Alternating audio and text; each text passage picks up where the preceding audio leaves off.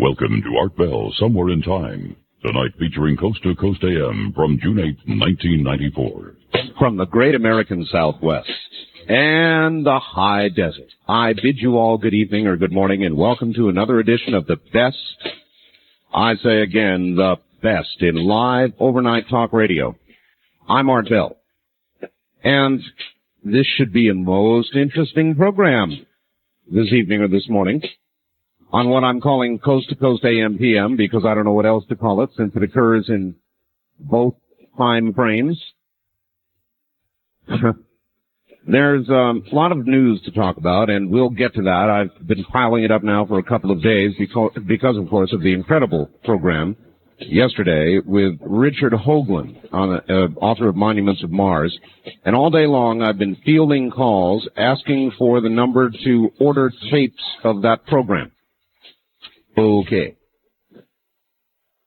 I wonder how many of you remember a story that was circulating, a strange story that was circulating, about 6 GIs, 6 military folk, who somehow, and we're about to get the story, by the way, got together, used a Ouija board, went off on some sort of odyssey, AWOL, and then were strangely, inexplicably, given an honorable discharge.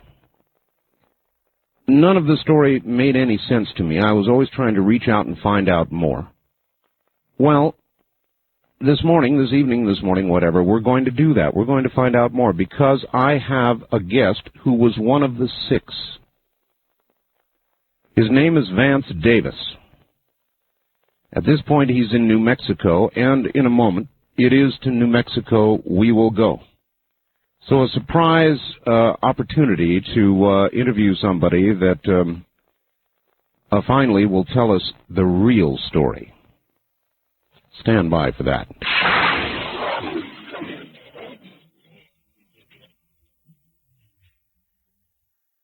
As I said, a lot to talk about. Oh, and of course, from 10 till 11 o'clock last night on ABC, Turning Point, Irresistible, and we will be talking about that. But right now, let us go to New Mexico, state of New Mexico, and talk to now an ex-GI, somebody who took off because of what a Ouija board said.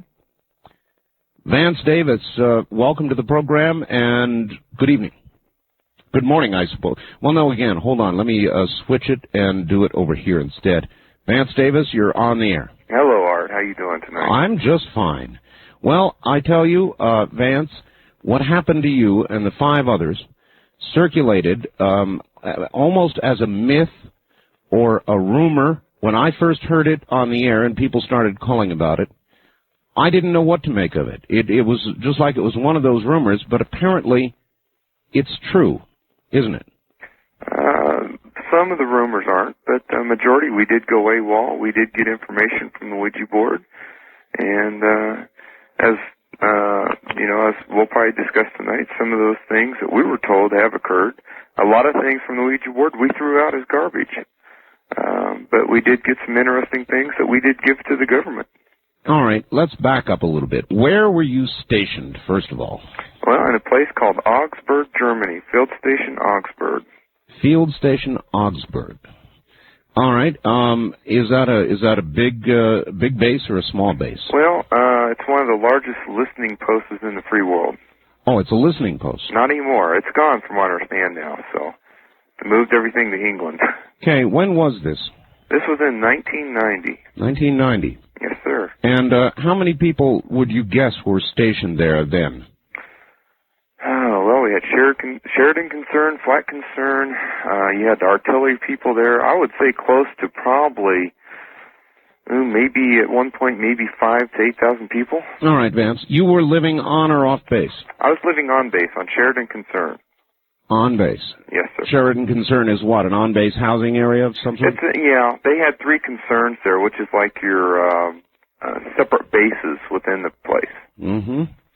All right, so these other 5, I guess it was a total of 5 men, you're one of those, and 1 woman, is that correct? Yes, sir.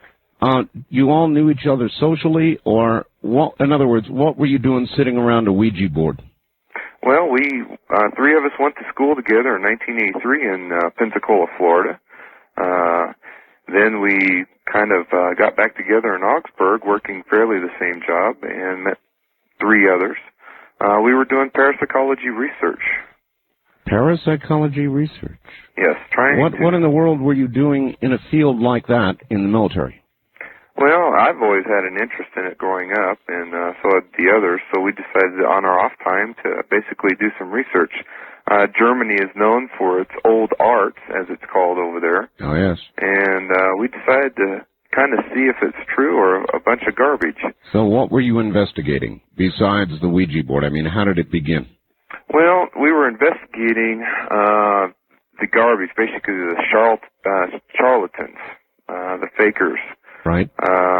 Tarot cards, stuff like that, and whether they had any concept to them. Right. Yeah. We did hypnosis. We found some interesting things with that. We ended up with the Ouija board, believe it or not, because we were tired of each other's company. Really? One of the members said, well, let's finish it up right here tonight, and that was in April of 1990, and we sat down with the... What do you mean finished up? Well, basically, to finish our research, we were spending most of the time together at work and most of the time off of work. And I'm sure, as you know, Art, you get tired of each other after a while. After a while. Mm-hmm. Yeah, So, all right, so you were ready to bring this thing to a conclusion. By the way, before we continue, what had you concluded? Over over that. Yeah. That many of the devices are just that, show devices. There's no purpose and no use for them. A true psychic or a true person that has some insight, and everybody has insight, we've concluded. It's just that some people are trained better than others, that they don't need these devices, that everything that is needed for the human race is inside of us. From a parapsychological point of view? Yes. Mm-hmm. That we have abilities that can be tracked and probably even tracked better by certain authorities than we can even see today. Of those things that you looked at, what percentage did you find that were charlatans? Of 10 cases we reviewed, we found probably about 70%. 70%. Yes, sir. That's pretty sad. All right, so you were going to conclude it. You sat down at the Ouija board with the 5 others. And then what? Well, we did our research before we did that. We wanted to protect ourselves because, of course, we're all grown up in the church around here.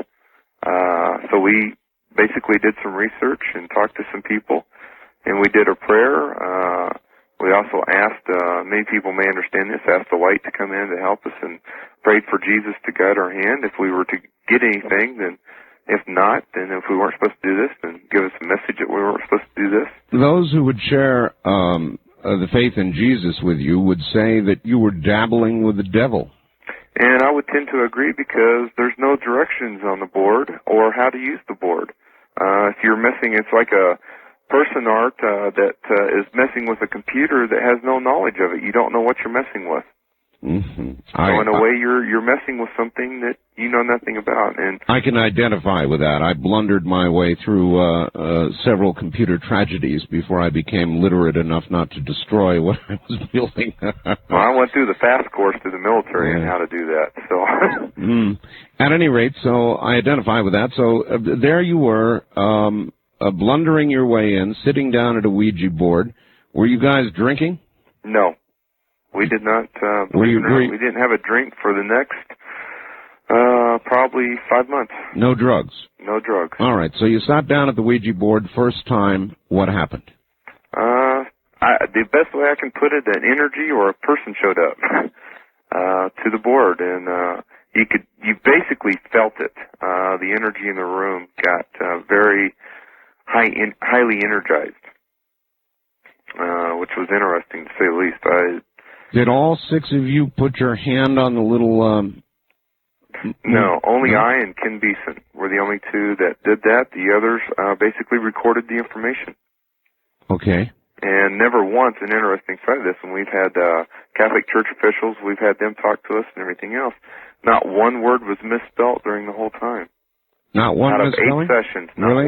not one misspelled word. Are you much at spelling? I have problems. What about the other hand?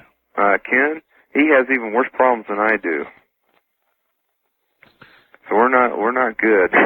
Have you ever tried the trick of taking your hand and somebody else's hand and holding them together and then collapsing each one of the fingers but the center one and putting pressure on the two of them and then feeling it? It feels like it belongs to neither person.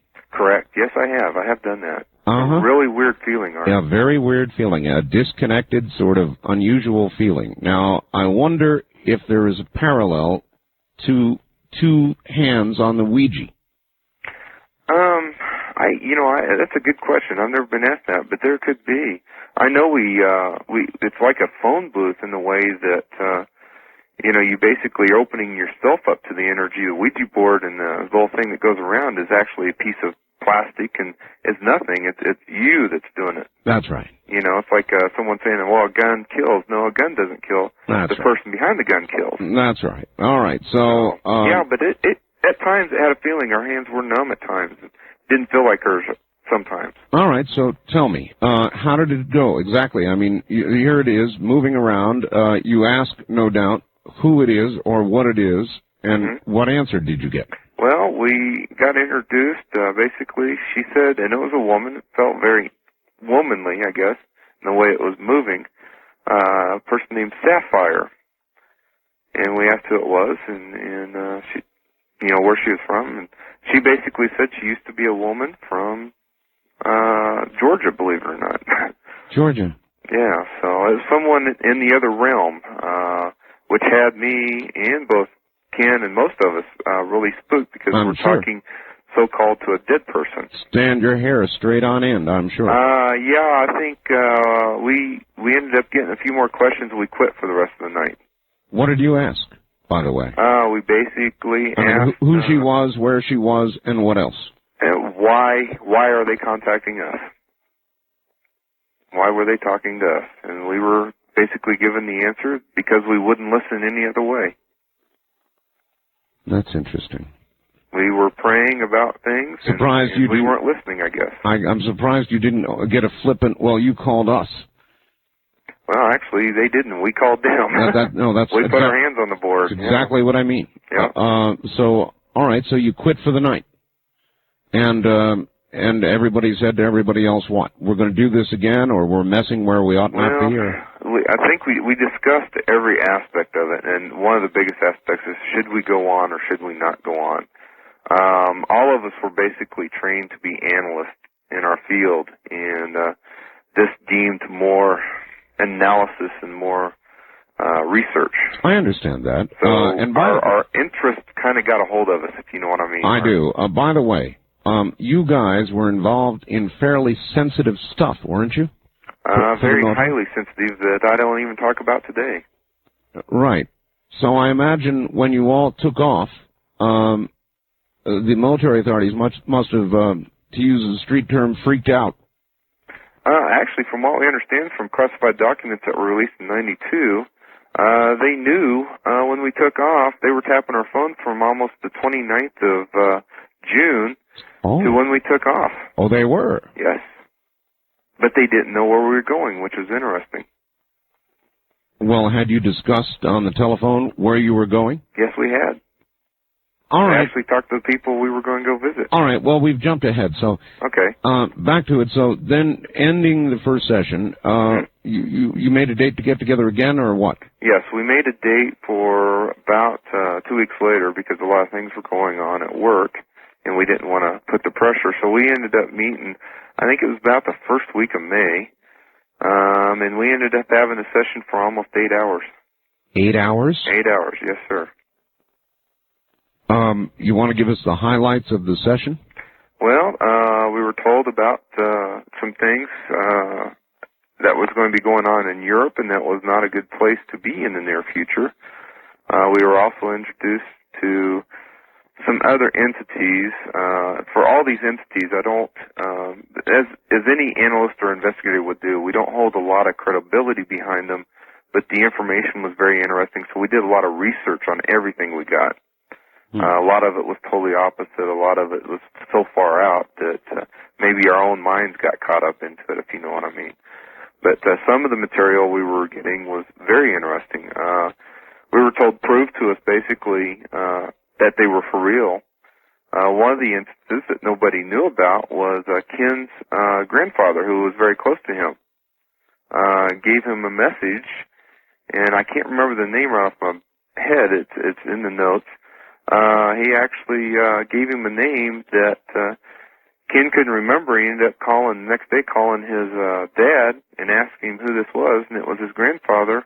And his grandfather used to have everybody call him that name. So that was kind of a weird event.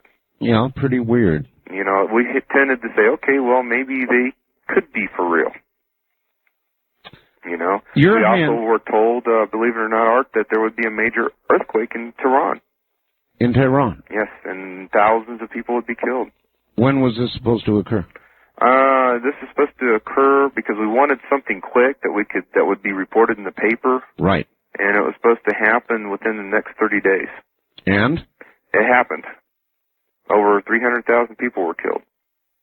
I don't know if you remember that. I vaguely do. Yeah, it happened at the end of May of 1990, I believe. It's strange how so many people can die in foreign lands by the tens or hundreds of thousands, and it barely makes news in this country. So I vaguely do recall it. Yeah. It was big news in Germany. I'm sure it was. Mm-hmm. Front page. It was. Well, it startled us. Let's put it that way. All right. So there, one prediction came true. Had you verified that prediction, by the way? By recording it in some manner prior to its occurrence? Yes, we did. In fact, we had notes and tapes, and a lot of those, some people had them. We gave them to some people there at the base. Of course, some of them are still in the military. And most of the notes, just to let everybody know, most of the notes, 1,500 pages worth of notes, and a couple tapes and some CD records, or computer records, were taken by the FBI. The FBI? Yes. And plus we gave them most of them too. So. All right. Well, again, we're probably ahead of things. So then there was one accurate prediction. Were there many more? In fact, we were given some predictions that we wanted predictions. Let me clarify, predictions. That could be reportable. In other words, that we would see in the paper or something of that nature. I think it makes sense from an honest research point of view to do exactly what you were doing. That makes sense. Something we didn't have to dig too hard to get. That's right. We were given predictions that would occur over the next 10 years. Oh? Over the next 7 sessions. Interesting. Yes. So it was very interesting. Would you care to reveal, talk about any of those predictions? Well, one of them was aired going ahead today. One of them was aired on sightings in 1993, in February. Oh? And that was an explosion in New York City in 1993. I'll tell you, you're not the only one to have predicted that. Right. We did that 2 weeks before it happened on sightings, believe it or not. And I tell you, Art, I sat in front of the TV and saw that, and I basically, about went to the bathroom. I couldn't believe it actually occurred. Mm-hmm. Yeah, I know. That kind of thing really does scare you. I've had one sort of psychic experience, and it scared me enough that it put me on my knees. Oh, it still scares me to death, Art. Same way. Really? It does. It really does. And then the latest one was the L.A. earthquake that happened. We were told it happened near the end of 93. Well, it happened January 17th, 2 weeks off. As most people, just to educate a little bit, predictions are way different from prophecies.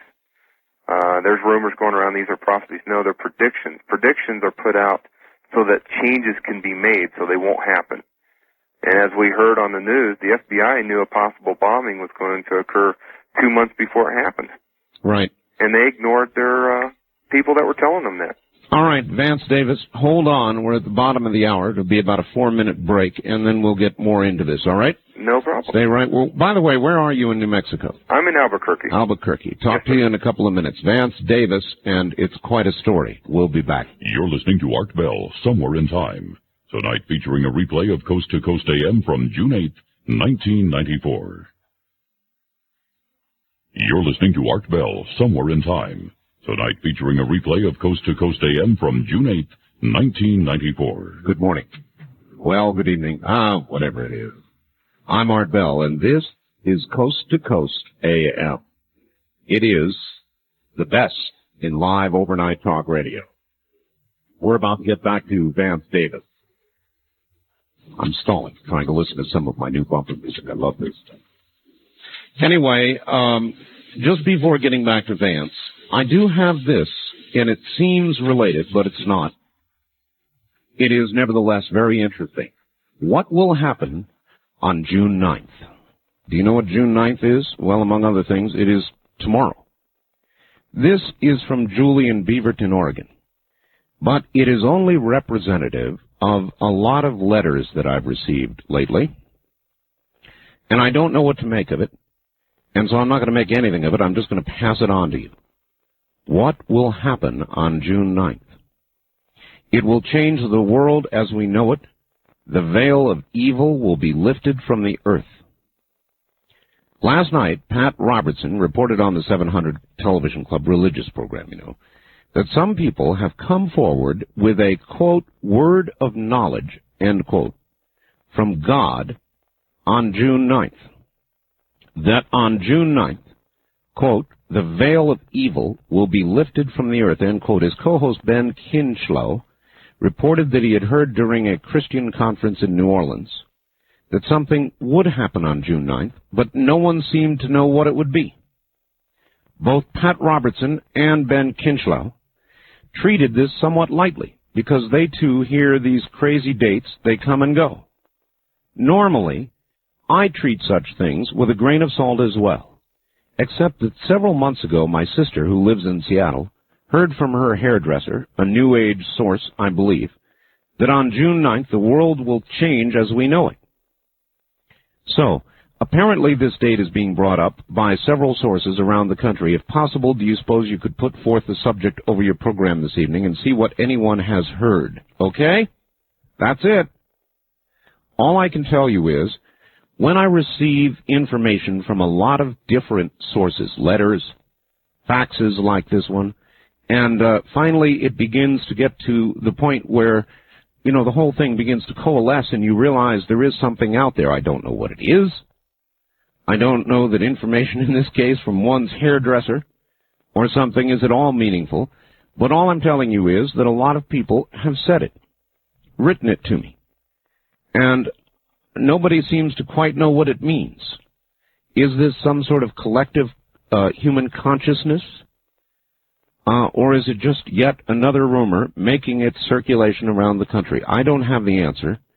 And anyway, I don't have time to contemplate it right now because I've got Vance Davis. Vance, are you there? Yes, I am, Art. It just sounded, kind of related to what you're doing. I've heard about June 9th myself. Oh, you have? Yes. What have you heard about June 9th? Well, I've heard two different stories. I heard rapture is supposed to occur, which is kind of interesting because of my study of the Bible. Rapture isn't supposed to be known until it occurs. That's right. No man shall know the date. Right. Mm-hmm. The second thing I heard, it'll be a major sighting caught on national television of a UFO ship. That would be interesting. I tell you what, it'd excite me a little bit to see it on TV. I would say that would meet the criterion stated that the world will, as we know it, will change. It would do that. It'd turn religion upside down a little bit. It would. All right. Well, anyway, back to your story. So there you guys were, messing with the Ouija board, getting messages, getting predictions, not prophecy. I'm not sure I really understand the difference, because I had a very well-known prophet on the program, Lori Toy. I've heard of her, yes. Yes, and she gave what she called prophecy, but she said, Art, it need not be. In other words, this is one possible future. And that's exactly the way you're billboarding what you call a prediction. So I'm not sure there's a difference. Well, I think there's an understanding. So I grew up in the Church of Christ, and many people's view, who grew up in religion and everything else, and Catholic or whatever it may be, prophecy is that which has been given by God and that which cannot be changed, like rapture or whatever it may be. Right. Prediction, even Nostradamus said this in her original writings, said that his were predictions, not prophecies, because he's putting them out so that events might be changed. Mm-hmm. Okay? So predictions are very changeable. I don't think Earth changes are very changeable. We don't have the technology to change them, if you know what I mean. But political, social, those things, they very well could be changed if enough people would do something about it. Those things that are in the area of a human being's exercise of free will. Correct. Yeah, all right, so I guess I would like to hear some of the predictions that are made that went as far as 10 years out. What are some of them? Well, 1996, that's the big one in California, supposedly. That's if we asked, how big will it be? And we were told if it could be measured, it'd measure 14.4 or higher. 14.4. Or higher, yeah. That would be tectonic plate separation. Yes, that would make a bunch of islands. That would be George Scallion's prediction right there, basically, that I've learned. So his big one. Boy, I'll tell you, this is true, Vance. Everybody who's making predictions and prophecy or whatever name you want to attach to it, they all seem to be predicting big Earth changes prior to 2000 or right around 2000. Yes, and I've done some scientific research. The thing is, the Earth has been very quiet for probably close to 2,000 years. And we're hitting, even scientists at University of Mexico say we're hitting a period of highly active Earth changes. Mm-hmm. We just had another major earthquake in Belize, I believe, 7.5. Was it Belize? I know it was somewhere near. I saw it on the map on CNN earlier. They were showing a map of Peru, so it's somewhere close. It's somewhere in there. Yeah, and Colombia just had one the day before. Mm-hmm. Now, from what I understand, as for the Los Angeles earthquake on January 17th, on sightings, which a lot of people, sightings, you know how TV works. They tend to change words.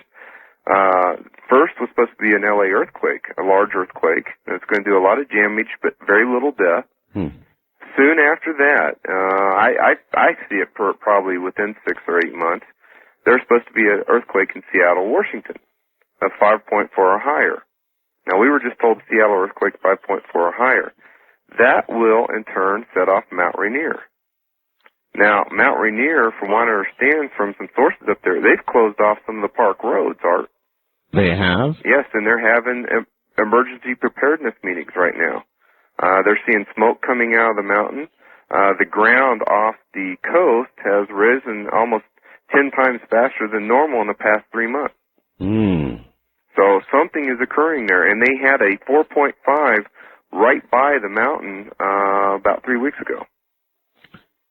So the big one in California is coming in 96. Yes, that's one of them. All right, what else? Another one is in 96, and 96 is a big year. I'm sure you've heard that a couple times. We will actually be introduced by 96, that's actually what it said. We'll be introduced to our first alien race. Now, that's kind of a wild one, but it would be neat. And I'm saying on a national level, on TV or something. God, I'd love to see that happen. Oh, I would too. Our first alien race. Do you know, is that exactly, by the way, how the message came through to you? Yes. It spelled all of that out? Yes. Wow. Very quickly. There were sometimes we had to ask them twice to do it again because it was moving so fast that we were catching like every other letter. And we couldn't figure out the message. Vance, I want to ask you a personal question. Okay. Since you were one of the individuals involved and your hand was on with the other hand. Yes. What did you feel? In other words, did you look up at your partner and say to yourself, come on, you're dragging this thing around, it's you? Oh, we did that. I tell you what, we did that the second session. And we actually went to the point, and I took my hand off, and nothing happened. So, and then he took his hand off, nothing happened. But things would start happening when neither of us put that in. We then he closed his eyes, and it kept moving. We both had our hands on there. Then I closed my eyes, and it kept moving and spelling correctly. The Catholic Church person we talked to that came to us and talked to us about it said he'd never heard of a case of that happening before like that. Who came to you in the church? It was a priest in our release in Georgia, a preacher there. All right. In the Army. All right. Why did you guys and a gal go to Georgia? First of all, I mean, why? Oh, that was when we were arrested. I beg your pardon? That's when they arrested us. We were in the brig. Oh, wait a minute. Wait a minute. Wait. Uh-huh. Why were you arrested? Because we went AWOL. Oh, okay. But what I'm getting at is what from the messaging you were getting, what drove you to Georgia? Why did you guys want to go to Georgia? Well, we didn't want to go to Georgia. The circumstances after we were captured in Gulf Breeze, they took us there for interrogation purposes. Wait a minute. There's part of this story that I guess I don't understand. After you were captured in Gulf Breeze, I want to know why you left Germany. Why we left Germany? Well, two reasons. And one reason in my mind, because some of the predictions we were given were plausible, and I mean to state plausible, that they could occur, and that things were going to change in this country drastically. We were told that we'd have one of the youngest presidents since Kennedy elected. This is all in 1990. We shared this with people in 1990, even the newspaper guy, and he put some of those out. Gulf War, all that. All right, so we felt you had all these predictions, but why would that drive you out of Germany toward Georgia? Well, actually, we were heading to Gulf Breeze. Gulf Breeze. Visit a couple women, whom I married one of them. The interesting thing, in my mind, I felt that, because I gave an oath in the military, and I talk about this in my talk, I felt that we had a domestic threat. Now, we are given an oath that we will protect the Constitution and Bill of Rights from foreign and domestic enemies. Right. And we're told in the prophecies that gun laws would be passed, that other rights would be taken, that all this stuff would be taken away. In my mind, I felt we had a domestic enemy working within the government. And we wanted to make an impact, to let people know that things were going on, or things could go on, that weren't right. All right. Why couldn't you do that from Germany? Well, if you go to your chain of command and tell them you've been talking with the Ouija board, I've got you, and you've done research, I'm with you. Still, it's real funny, in my view and my knowledge, almost 8 years in the military, you make an example out of soldiers that go AWOL. You don't give them honorable discharges. Certainly true.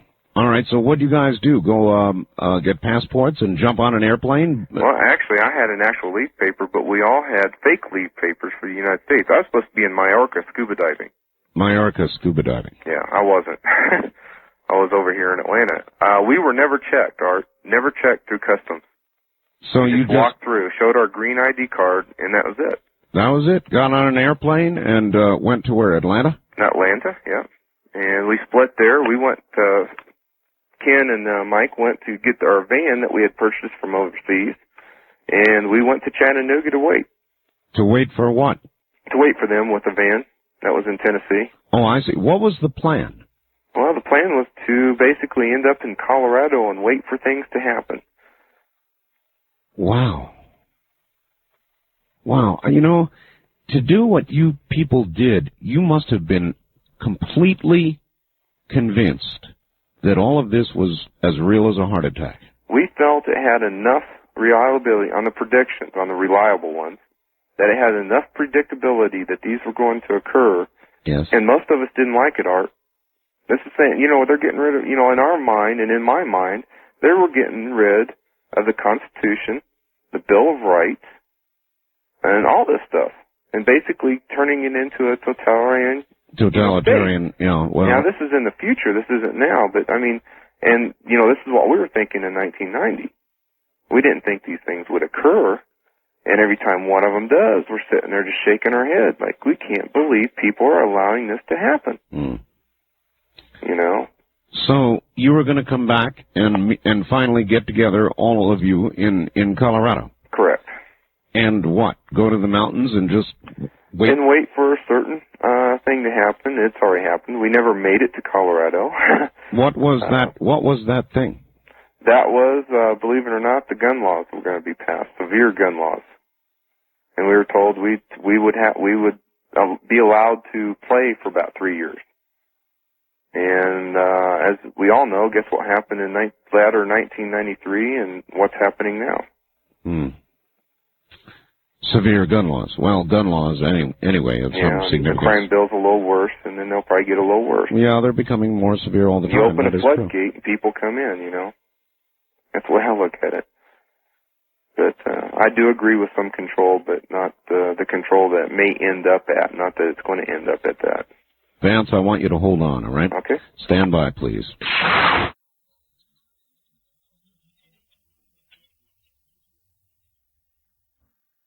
All right, well, anyway, so you arrived in Atlanta, and then you went up to Tennessee, where you were waiting for a van. Then what? And then from there, we went to Gulf Breeze to visit a couple women. One of them was a psychic that had worked with the FBI for almost 10 years, to ask her about a lot of these things.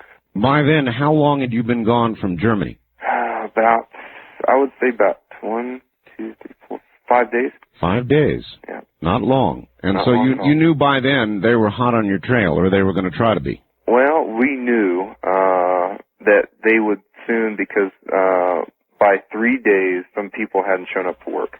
Did they know why you did what you did at that time, or not? Because if the answer is not, they must have concluded you might have gone over to the other side or something. Correct. Well, we did leave a note. We left some of the predictions, and we left some of the tapes of what we did for them, for that purpose, to let them know why we did what we did. Wow. And they still, believe it or not, it was confirmed that the FBI still had us listed as armed and dangerous.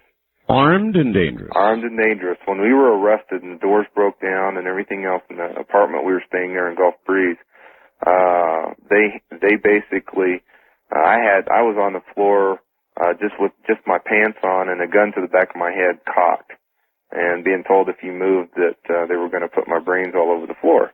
Right. Of course I didn't move. I was pretty calm, believe it or not. We had decided before we left if we were caught we wouldn't fight. We'd become the perfect soldiers. Our goal was to basically get this information to the highest possible source within the government, and also maybe to let some people realize that there's more going on than what they're being told. All right, so they arrested you. How did they treat you? Really weird, Art. They were telling people not to talk to us. They were putting in solitary confinement, which for some part is understandable. But they were told not to give us any orders or not to cuss at us or do anything. The guards, you mean? Yeah. In fact, one guard talked to us, and he was taken off duty at that instant, which is really weird. It is really weird. It's very weird. We were treated with kid gloves, Art, and that's not usual. That is not usual. No, it isn't. Were you actually interrogated? Yes, we were. We were supposed to be interrogated for 3 weeks at Fort Benning, Georgia, and it only lasted 3 days when the captain came in. The captain became Captain Brown. He actually told us what was going on. We didn't even know we were in the news until he told us. We weren't allowed to watch TV. But they were doing the interrogation, and the captain came in, knocked on the door. Ken was being interrogated at the time. Told the guy he had a phone call, and the guy said, well, can we take it later? Mm-hmm. And he said, no, you have to take it now. It's the White House. Next thing we know, wait a minute, excuse me, it was the White House? It was his boss from the White House. I see. Okay. Next thing we know, about 10 minutes later, he comes back and says, pack it up, we're leaving, they're being released. One guy was very upset about it. The NIS guy, you heard of them. Yeah, sure. Okay. Was very upset because he wanted to throw us against the wall. I said, why? And he says, when orders come from the top, we do it. And he goes, what orders from top? My boss didn't tell me anything. When the president says we're going to release them, we release them. The president Yes. ordered your release? President Bush was involved. So was Dole. Huh. And we have that confirmed now. Some of the statements that they have released, it even mentions some high people involved in this. So I guess our information got to the highest possible source. Do you have any idea, at all, was there a rationale given with the order to have you release, Dole or Bush? None. And that to this day, we're still confused about it. To this day, we're confused. We don't know. I look at it as maybe we were an embarrassment because we were all over the news. But if we were an embarrassment, my logical mind being in the military as I was in intelligence service, I would make an example out of us big time. Because we were international news, Art. I agree with you. I remember the story very well. Yeah, that's kind of puzzling, isn't it? Why would it come from the top without explanation? All right, more of Vance Davis and this strange story in just a moment. You're listening to Coast AM, live talk radio from the high desert. You're listening to Art Bell Somewhere in Time on Premier Radio Networks. Tonight, an encore presentation of Coast to Coast AM from June 8, 1994. Premier Radio Networks presents Art Bell Somewhere in Time. Tonight's program originally aired June 8, 1994. Well, if you're just joining us, you're not going to believe what we're in the middle of right now. Hi, I'm Art Bell. My guest is Vance Davis. How many of you that are just joining us remember a story about 6 military people in Germany that encountered, of their own volition, a Ouija board, which began giving them predictions about things that were to come soon in America.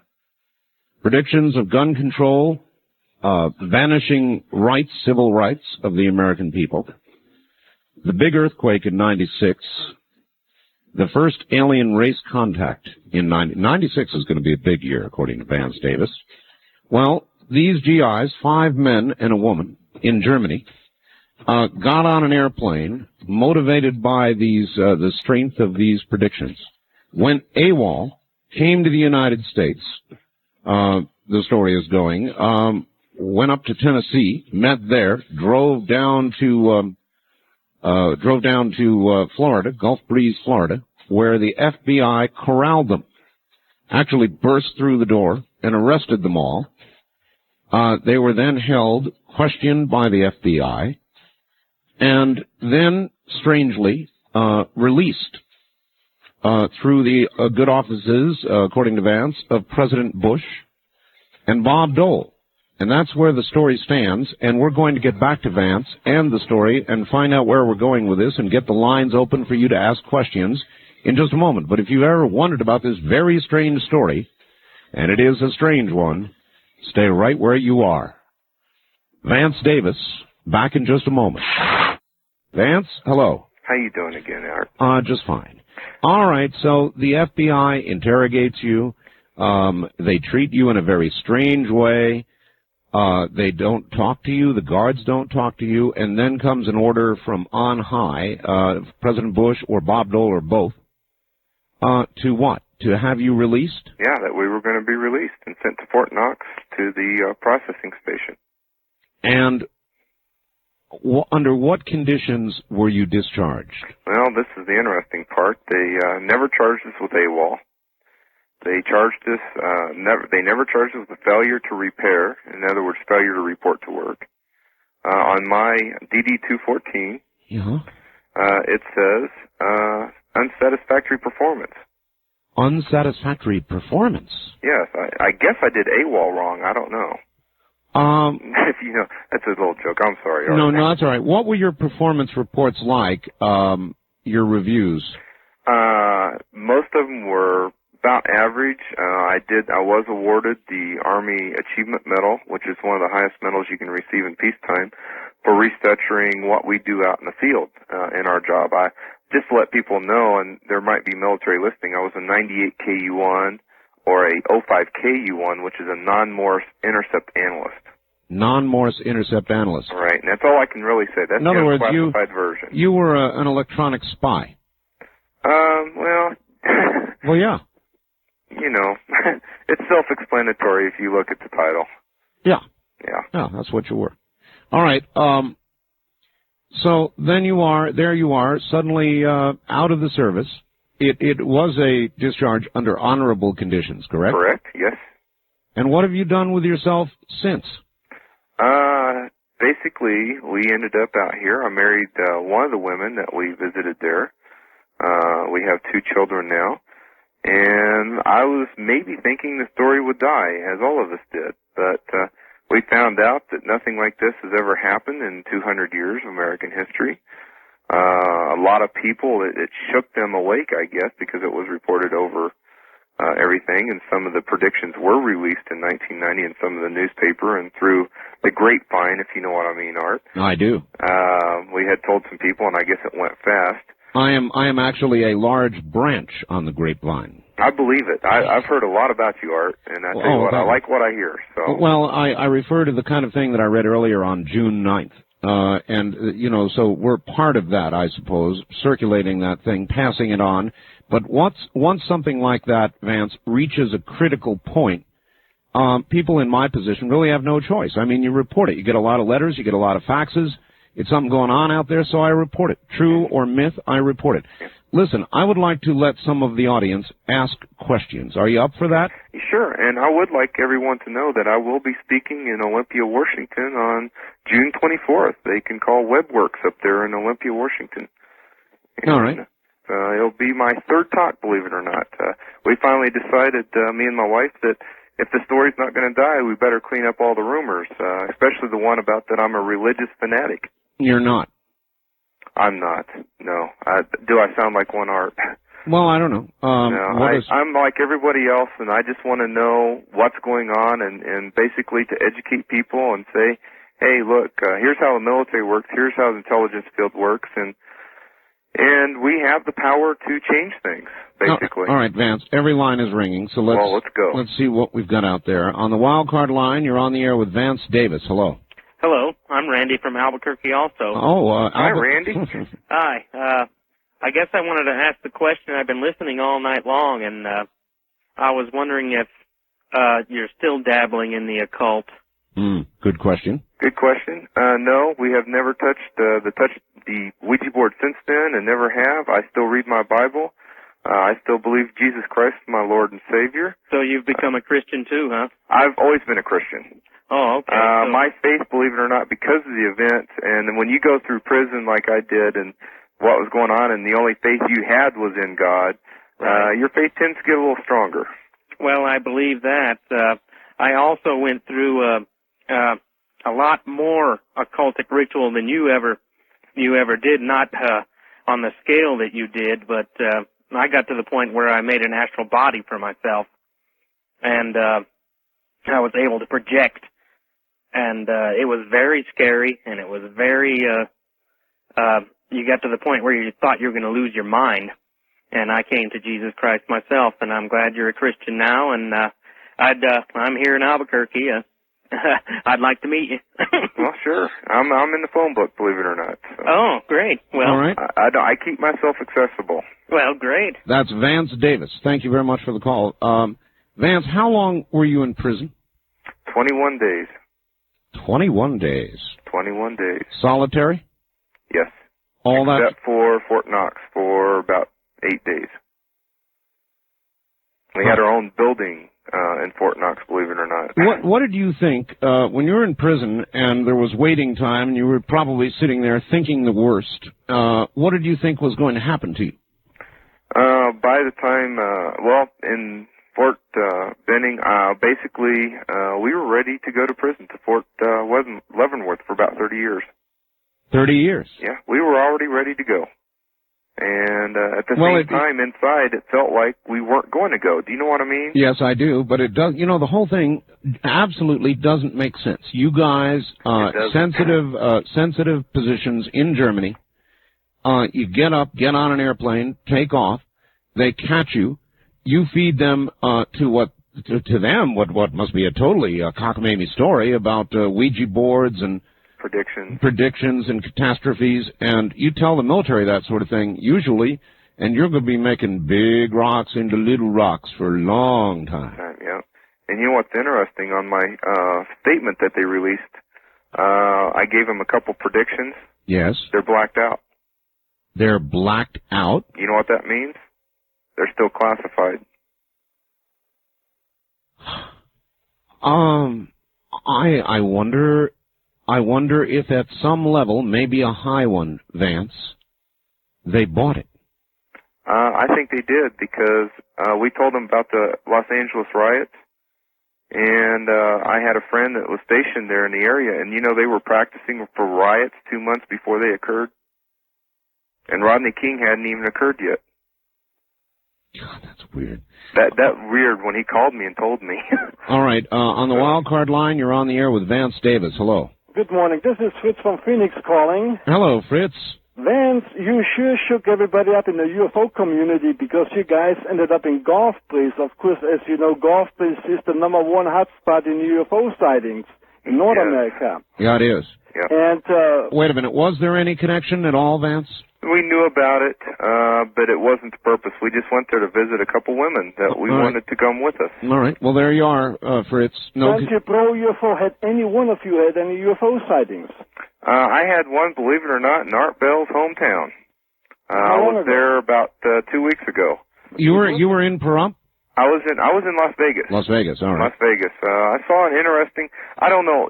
UFO is a very catchy word. I saw it wasn't a plane, and it was a weird light and a single light that moved. Probably, I would guess, about close to 8,000 miles an hour, because we're taught how to track planes.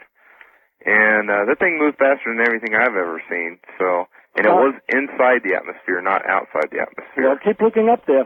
All right, thanks, Fritz. Boy, that's we are the center of that, Vance. There's no question about it. You can go out, and this is the truth. On almost any clear night, I actually live about 65 miles west of Las Vegas, a little tiny town called Pahrump.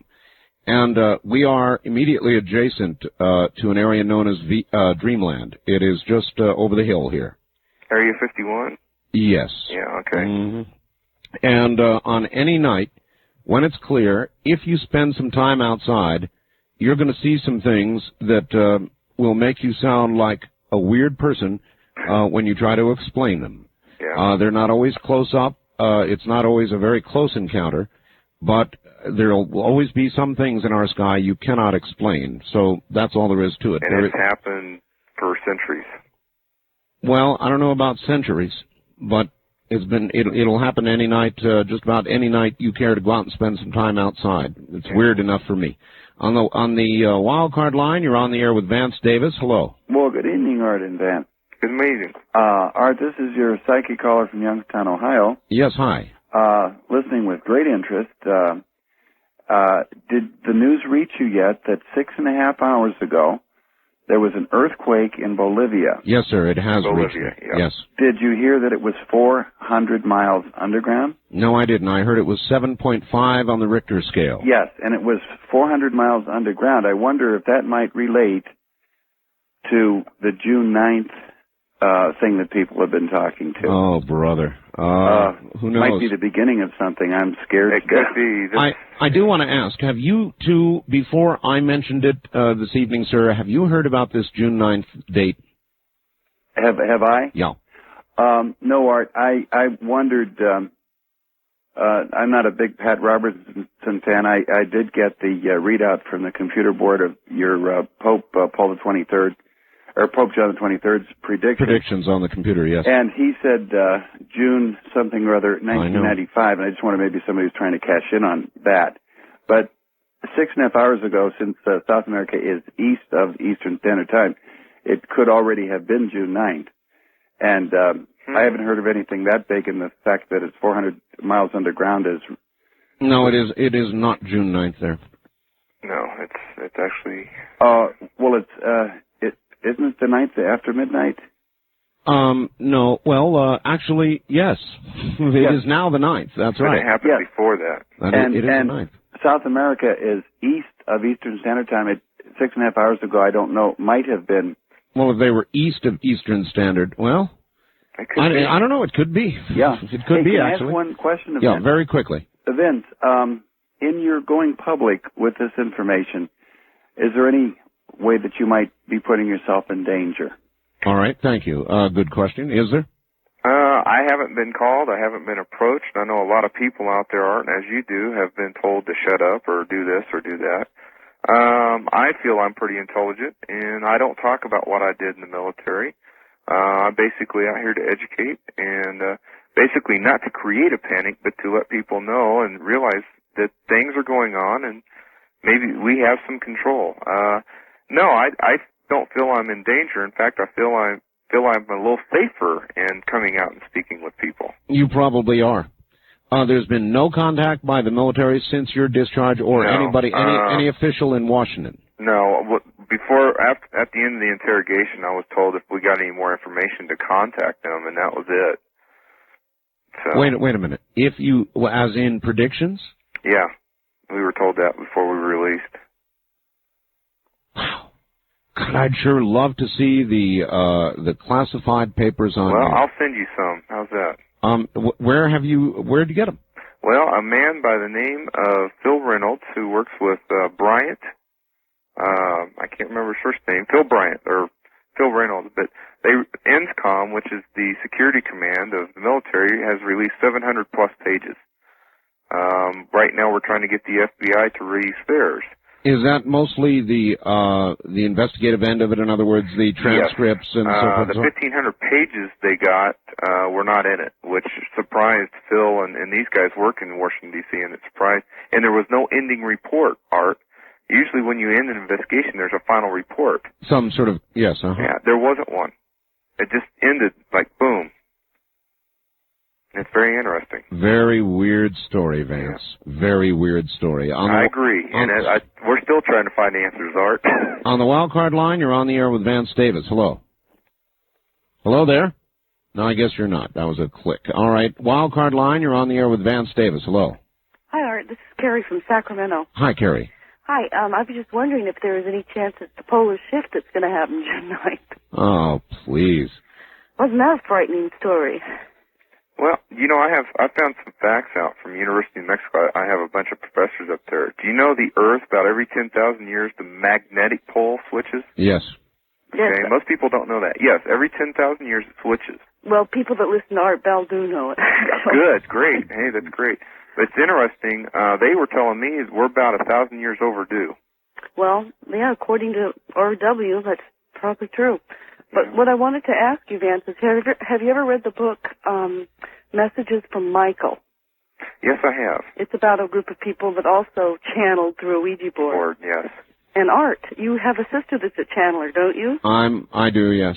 I know you sound embarrassed when I say that, but it sounds to me that that's what Vance and his group were doing. They were actually channeling. Channeling. Well, I guess Ouija is a kind of channeling, sure. Mm-hmm. Well, it's a device. We were taught it's like using it, you're ringing a telephone out in the desert, anybody can pick it up. But if you're focused on what you want, how you want it, and who you want to talk to, you can get good entities. You can ring a specific telephone. Right, you can ring a specific telephone. It does not, the board doesn't do a thing. It's the person. And also, because I believe that you asked for Jesus Christ's protection, you got that. So therefore, all that came through were good entities. We felt it. Maybe in fact, so. Most people complain, Art, that when they do this, yes, they get very, very tired. We were ready to go out for more. We were very energized. You had some good entities coming. Yeah, we weren't tired at all. Mm-hmm. All right, man. Thank you. It's just that I think a lot of people who are Christians would say, you being a Christian, why would you dabble with this in the first place? What were you doing? I mean, you should have known better. Yeah. And all the rest of that. An interest to find out how fake it is or whatever, but also to the point, Art, that I believe both sides can probably use these devices. And if we were supposed to listen and wake up, what's saying that God wouldn't use that to make us wake up? Well, I'll give you something to think about, Vance. Okay, please do. Suppose the government has been working in areas like this. Like ELF? Well, like experiments with the same kind of thing that you were doing. Okay. All right? Everybody has interest in predictions and knowing the future, right? Right. Well, I know the government does dabble in it, so yes. All right. Listen on the air. We're coming to a break time. Stay right there, Vance. Suppose the government already knew from other sources that these things were predicted to occur. And suppose all you did, Vance, and your friends, was confirm what they had already heard. They'd let you go, wouldn't they? You're listening to Art Bell Somewhere in Time on Premier Radio Networks. Tonight, an encore presentation of Coast to Coast AM from June 8th, 1994. Welcome back to the best talk radio in the nighttime. Following the path wherever the path may go. I'm Art Bell. Back to Vance Davis in just a second. All right, now back to Vance. Vance, are you still there? I'm still with you, Art. All right, good. We'll go to the top of the hour here if you can make it. Okay. All right.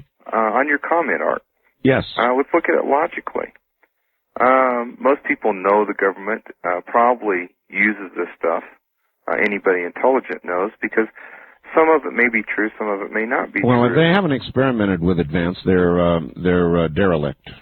Exactly. And Russia does it openly. We just don't do it openly because, quote, the normal public doesn't necessarily believe in a lot of this. I wonder, with the high profile of your case, if when they heard this, they had, as I said, some other independent source, and their view was, for something that came to you, you felt this strongly about, that they also know about, why would they put you in jail? That'd be my view. If I were President Bush and I had intelligence that other sources had been giving this, my inclination might not be to, lock you up and throw away the key. Here's a couple of faxes. Dear Art, in order for these military people to have been let off easily at the direction of Bush or Dole, they may have been given some rather sensitive information by the entity via the Ouija board, perhaps potentially embarrassing information about the administration at the time. Please ask your guest if my guess is correct. Is it? Well, the Gulf War was part of the predictions, and exactly how long it would last and how Saddam Hussein would not be hurt or anything else during the skirmish. So there could have been things in there that they would consider highly sensitive about many things that we had that we didn't really consider sensitive, but they would. So not a bad guess, huh? Not a bad guess, no. All right, here's another one from KFYI Land, Phoenix. Heard you talking about events to occur on June 9th.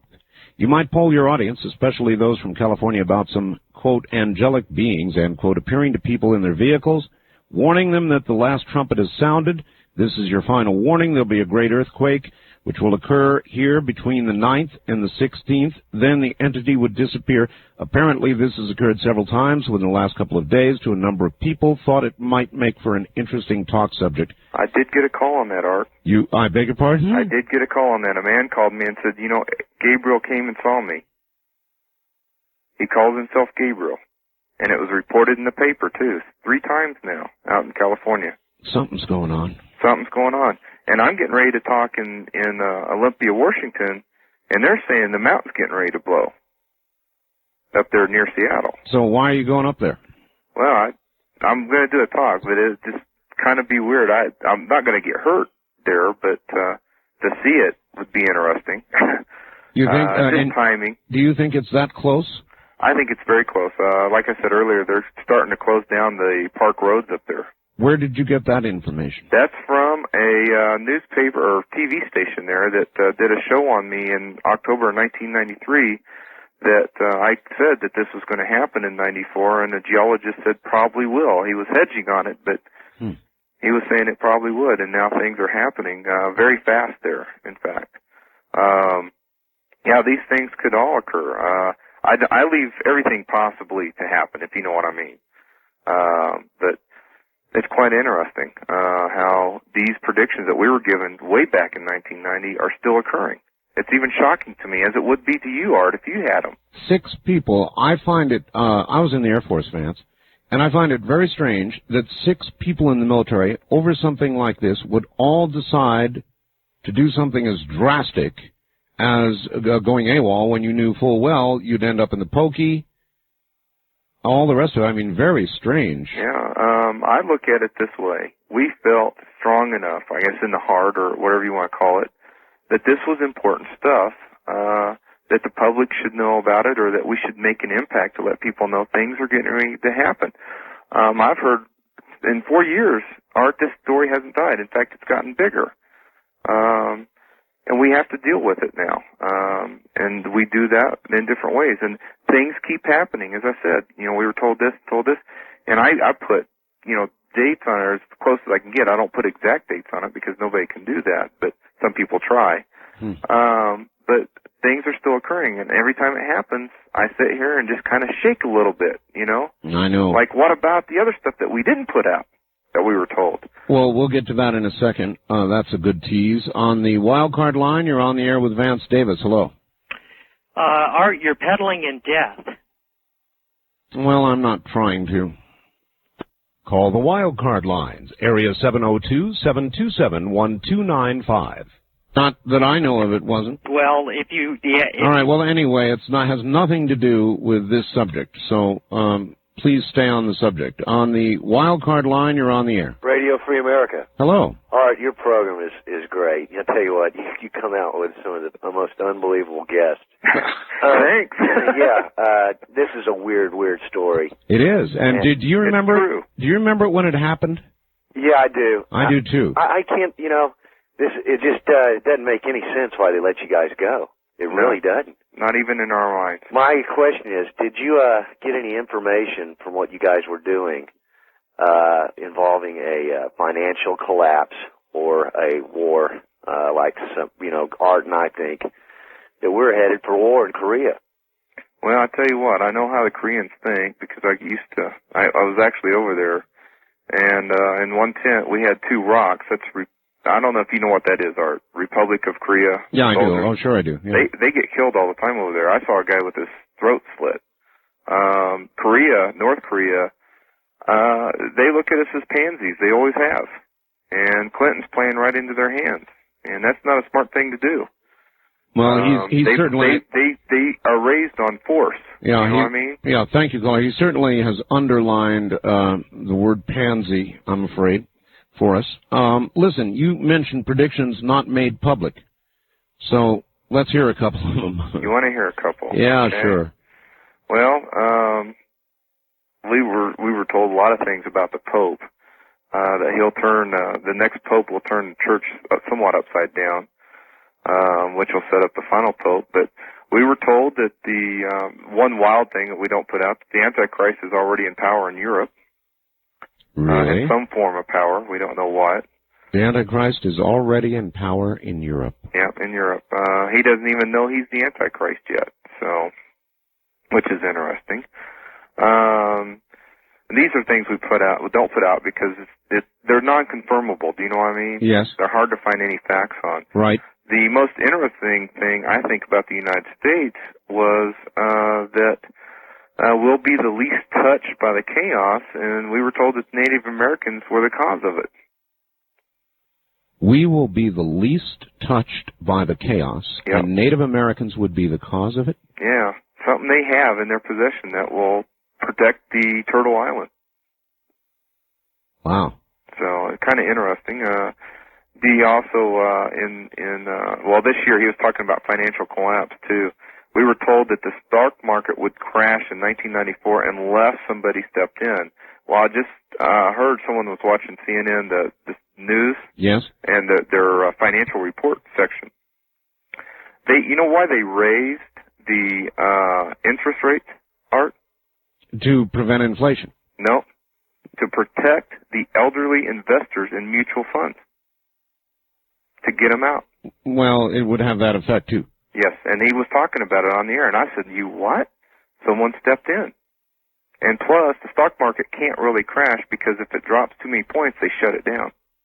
Well, I don't know. I'll tell you, Vance, that's a theory. They've got the circuit. That's a theory. They've got the circuit breakers, but in the long haul, trust me, if the market wanted to crash, circuit breakers or no, it damn well would crash. And now what is it? I heard Japan is threatening to pull money out? The only thing the circuit breakers do, Vance, to finish off on that subject, is to cause people to take a moment out to think about what they're doing. Oh, okay. Do you really want to crash this market? Well, you're going to have to wait 24 hours to think it over, and then 24 hours and so forth and so on.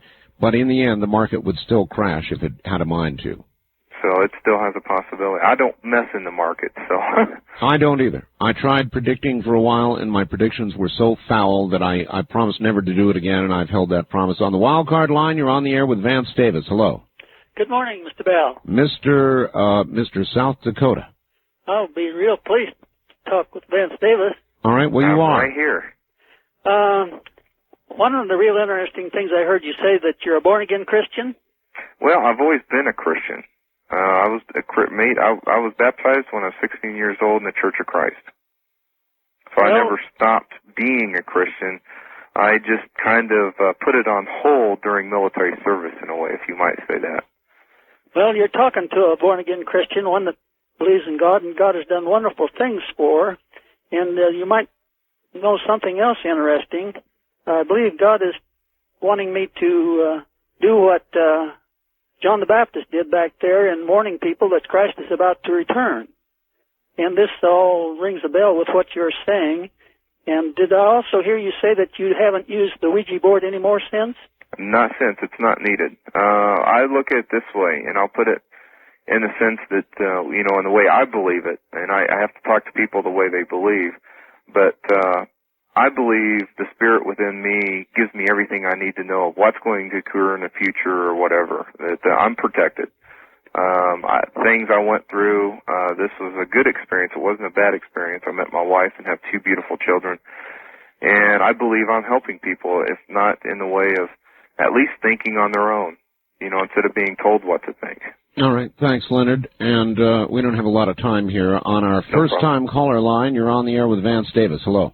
Hi. This is Debbie from Phoenix. Debbie from Phoenix. Debbie, you're really weak. You're going to have to speak up, get close to the telephone, and go ahead. All right. Am I on? You're on. Oh. Hi, Art. Hi. Hi, Bill. Vance. How you doing? I am just fascinated by this. I find it really weird what the military did to you. I find it even odder that Bush would let you go with, honorable discharge. I mean, that's so weird. These predictions, you still find it strange that things are going on. I have so many questions. Is there going to be some kind of chaos in this country? Because people do realize that their rights are being taken away one by one, little by little. Yes. All right. Thank you, ma'am. Chaos in this country. Actually, your statement was this country will be the least touched by what's coming. Correct. That's in earth changes and everything else, but that doesn't mean we escape it. In fact, one of the predictions is starting in 94 or 95 that their major cities will be put under martial law, and from what I understand, Chicago, the mayor of Chicago has already called for martial law to control the housing developments there. Well, a kind of martial law. There also, the mayor of Washington, D.C., called for something very, very much the same. It has not been granted yet, but it is close in many cities, Vance. Yes, very close, and that scares me more than anything. And I don't want to be on the radio, Art, to create panic, and I tend to try to stay away from those things, if you know what I mean, because that's a lot of negative energy flowing out there. Listen, we Vance, don't necessarily need that. Listen to me. I don't think you have to be even psychic to look at present events and trends and do a prediction based on them.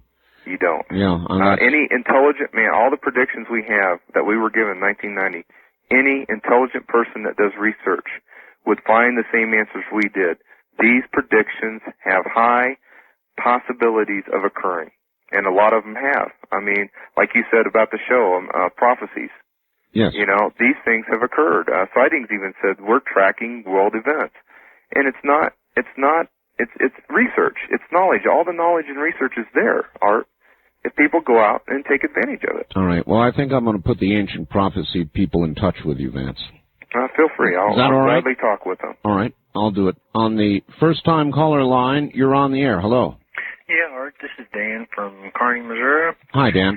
And I was catching the tail end of your show with Mr. Davis there, and was wondering what the big prediction for June 9th was, and if Mr. Davis had any other predictions he could share with us. All right, before we answer that, what have you heard about June 9th? Anything, or just what you heard here? Just what I've heard tonight. All right, thank you. Vance, you don't really know anything more about June 9th than I do you? No, but I tell you what, with the 2 earthquakes in 2 days in a row, and it's moving up, we may be having some serious stuff, including Mount St. Helens or Mount Rainier and Seattle, and maybe even another big one in California hitting here. Maybe even on the East Coast, which they have earthquakes there every once in a while also. Every now and then, or Missouri, where history recorded the largest one, I am told. Correct. Yeah, that changed the direction of the Mississippi River, I believe. That's what they say. On the toll-free line, you're on the air. Hello. Yes, hi, Art and Vance. It's a great show. Thank you. And Vance, I wanted to ask, I agree with you on some of the things about the various things occurring that we can affect or change. One concern that I've had is on the health care bill that presently is underway, and particularly as I have looked at it, the mental health portion of that bill. Uh-huh. And I was wondering if you could remark on that. Well, why would he? Well, I guess he could. If you want to, Vance, you're welcome to. I have some problems with that bill. I think they're moving too fast. That's my personal view. They're not answering all the questions that people need answered or taken care of. And I think they're just doing it for a token thing to say, hey, look, I did it. Any predictions for the presidential race of 96? I tell you what, and I have a feeling, this is my personal opinion, not from the board, but, well, there is something that was given to us off the board, but my personal prediction, I think they're going to talk Colin Powell into running. Okay, so you're basing this prediction on what? Well, I just feel that that's going to happen, on myself. Okay. I know a lot of people that vote for him. He was a very respected man in the military. Well, that's for sure. As for what we were told, that 1996 would be our last president. We didn't put that out because we couldn't find any proof of that, but we were told 1996 would be our last president elected in the United States. That's one of the reasons why we went AWOL. I see. That's a big one then, Vance. I wish you'd mentioned that earlier. On the toll-free line, you're on the air with Vance Davis. Hello. Hello? Hello. Oh, man, I'm sorry. I was expecting to hold for about 15 minutes. No, we don't do that here. Oh, that's nice. Where are you, sir? I'm in Seattle, Washington. Seattle. Oh, hi. How you doing? Yeah. Hey, this whole Ouija board stuff just scares me to death anyways. Well, it should. But, how did it come to you? I mean, how did you find these things out? Did it spell it out as you... Well, as we said earlier in the show, you might have missed that, is basically we had perfect spelling, and we were told they contact us because we wouldn't listen any other way. And after the event, after we left, basically we didn't touch another one. So, and people have asked me to do it again. I will not touch a board. I don't need it. I don't blame you. Also, as if predictions like Nostradamus, I know that some of them have come true and some of them haven't.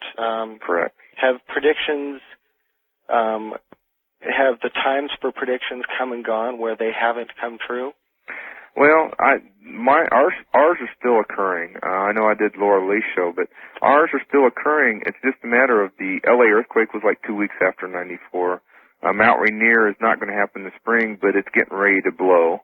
The thing is, when you try to, and I'm glad you brought this up, I would like everybody to try to sit down 4 years right now and try to figure out what's going to happen 4 years from now. It's very, very difficult to do and put an exact date on it. I'll say. You know, you can't do it. I can't even do it. All right, caller, we're short on time and we're going to have to go. Any final points? No, those are the questions I had. I guess we missed the first half of it, or the first hour of the show. Well, you'll get it at 4 a.m. Pacific. You bet. Thank you very much. All right, take care.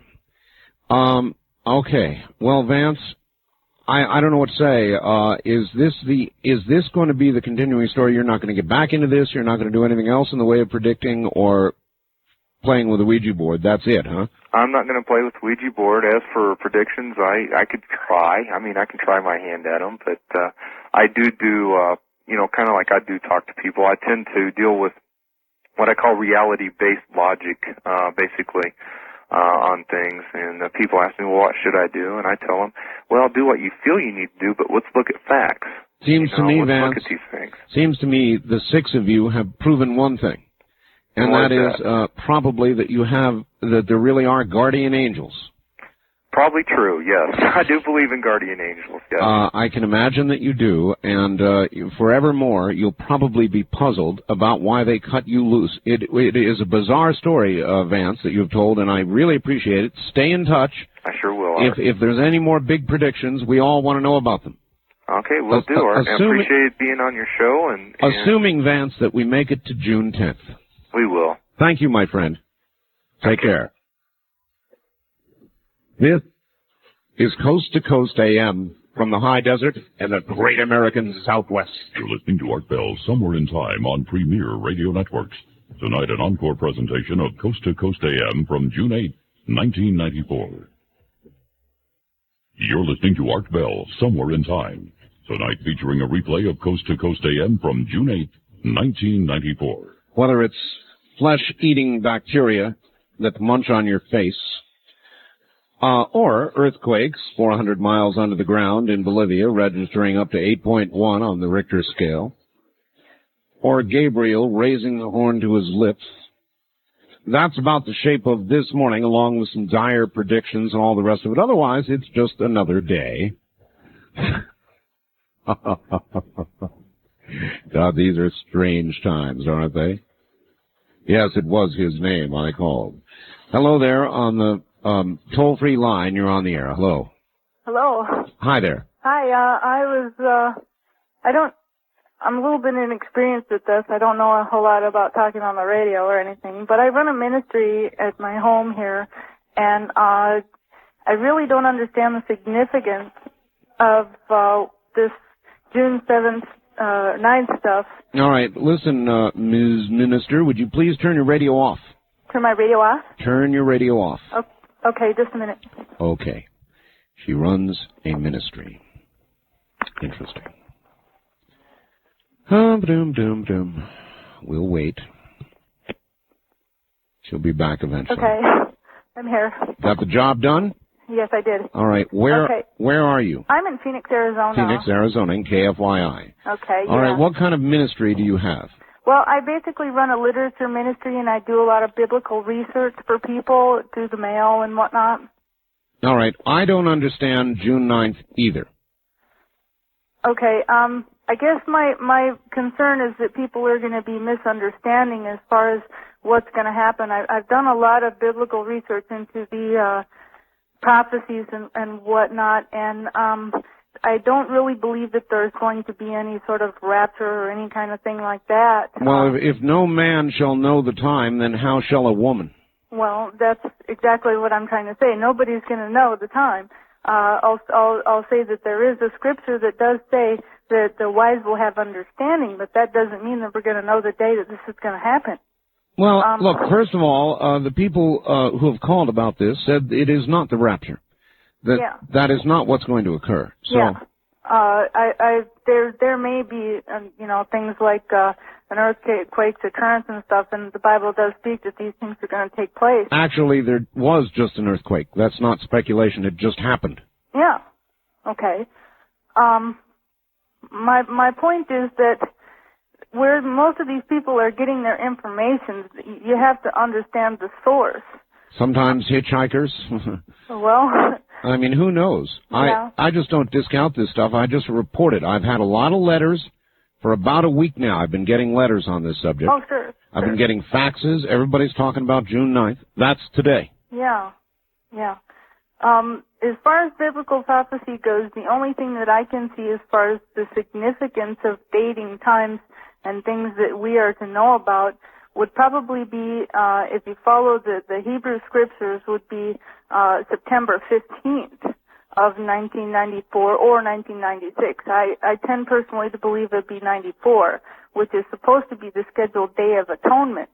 And if you follow along the schedules with the Jubilees and the time periods and histories of biblical prophecy, that is supposed to be the close of man's probation time. Probation period?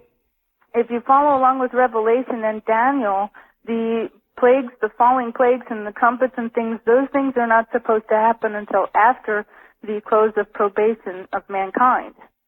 Now, I can understand that these prophecies that these other people are talking about might be significant, for things that are going to happen here on Earth, but I really don't think that they have any biblical connection. All right. Thank you very much. Maybe it's just sort of this mass feeling that something's going to happen.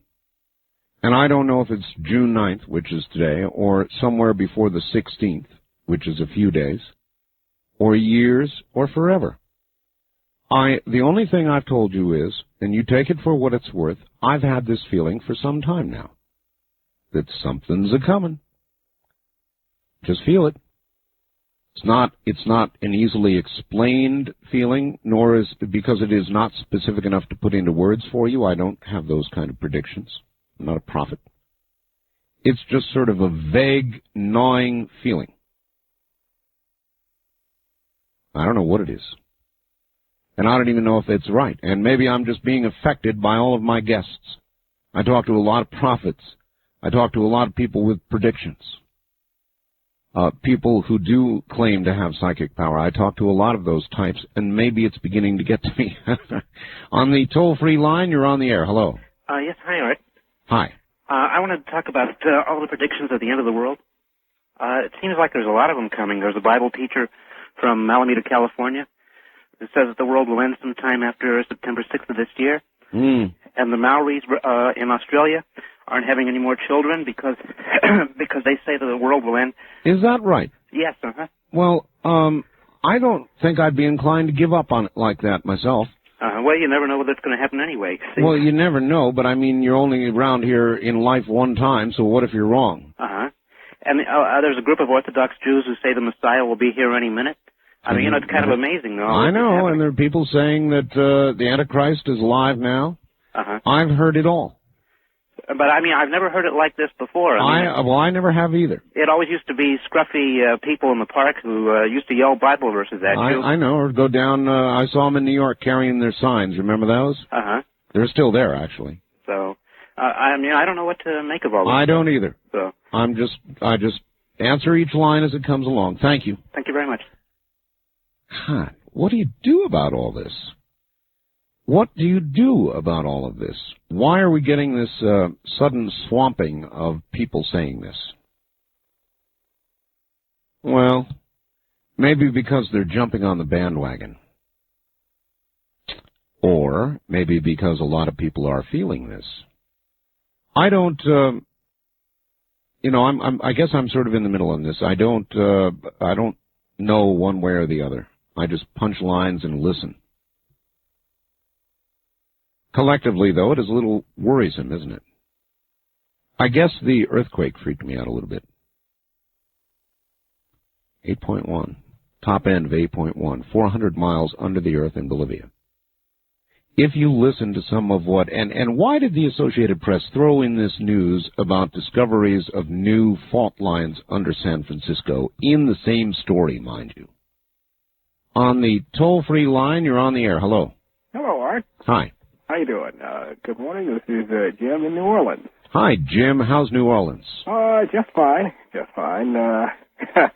We've got a nice little case of the muggies tonight. The muggies? Well, you get muggies a lot in New Orleans, don't you? Yeah, that is true. All right, well, what else is going on? Okay, I was listening to you talk about Korea the other evening. Yes. And I really concerned about Mr. Clinton and how things are really going to play if indeed we actually have to go to war over this whole deal. And I think there is a comment that I've heard Rush say that I think the president would be, well, it would behoove him to remember this when he thinks about the military. And Rush makes this comment about the military, and it's so true. The military is around,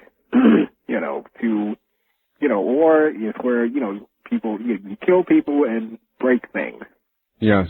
And, and nobody, it makes it a thing to be avoided if you can at all. But, who said that? Rush said that? Rush says that. That the military should be avoided? No, not the military should be avoided. He said the military is to, kill people and break things. Yeah, I've heard him say that a lot of times, yes? Mm-hmm. Yes. And that's very true. Well, yes, it is. What's the point? Well, the point is, I'm just really concerned about, I don't think that, I think he's going to get a lot of people killed like you do, and, I just, it worries me. I got to admit to tell you that right now. Well, you've got good reason to be worried. Thank you very much for the call, New Orleans. Yep. Good reason to get worried. It's my assessment the president will make a mistake either by under or overreacting with regard to Korea, or Haiti, or both.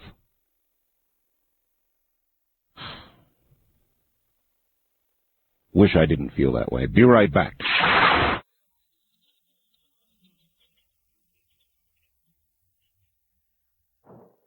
On the toll-free line, you're on the air. Hello. Hi, my name is Chris. I'm calling from Tacoma. Hello, Chris. Hi, I'm talking, Chris, turn your radio off, please. Oh, I'm sorry. Hang on here, I gotta jump up. Why is this such a problem, ladies and gentlemen? There we go. All right.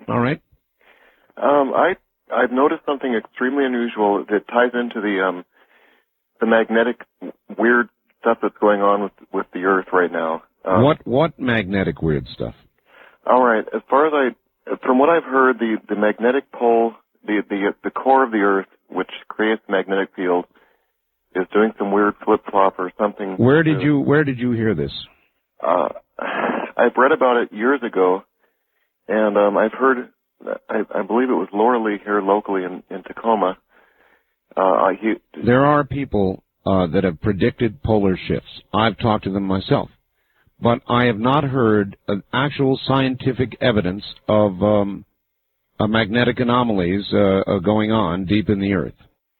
Well, okay. When I was 11 years old, I got a ham radio license, and I had to take an FCC test, and I learned all about radio propagation and whatnot. Yes.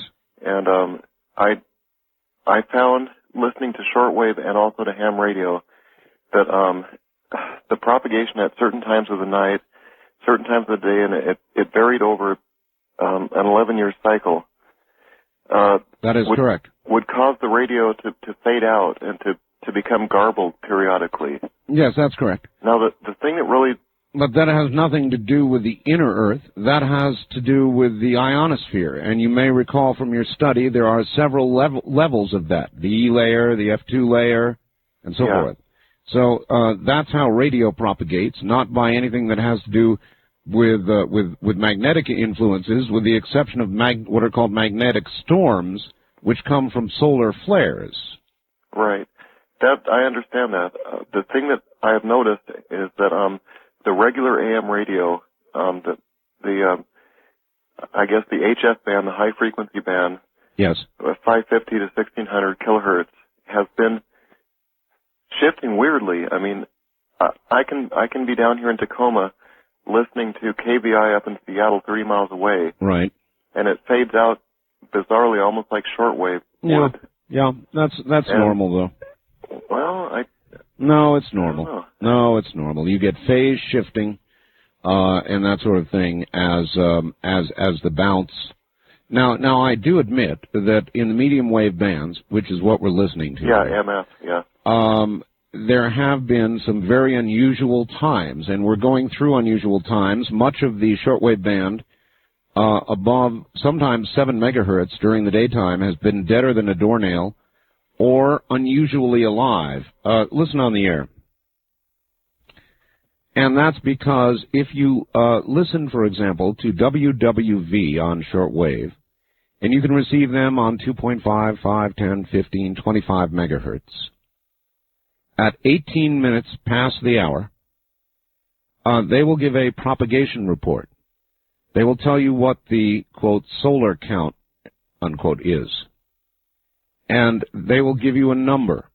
And then they will tell you, how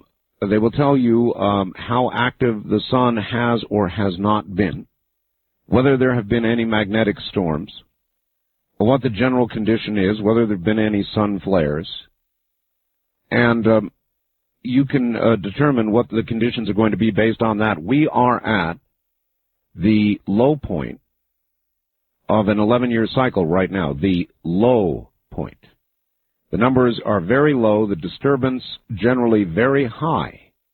Solar disturbance right now, very high.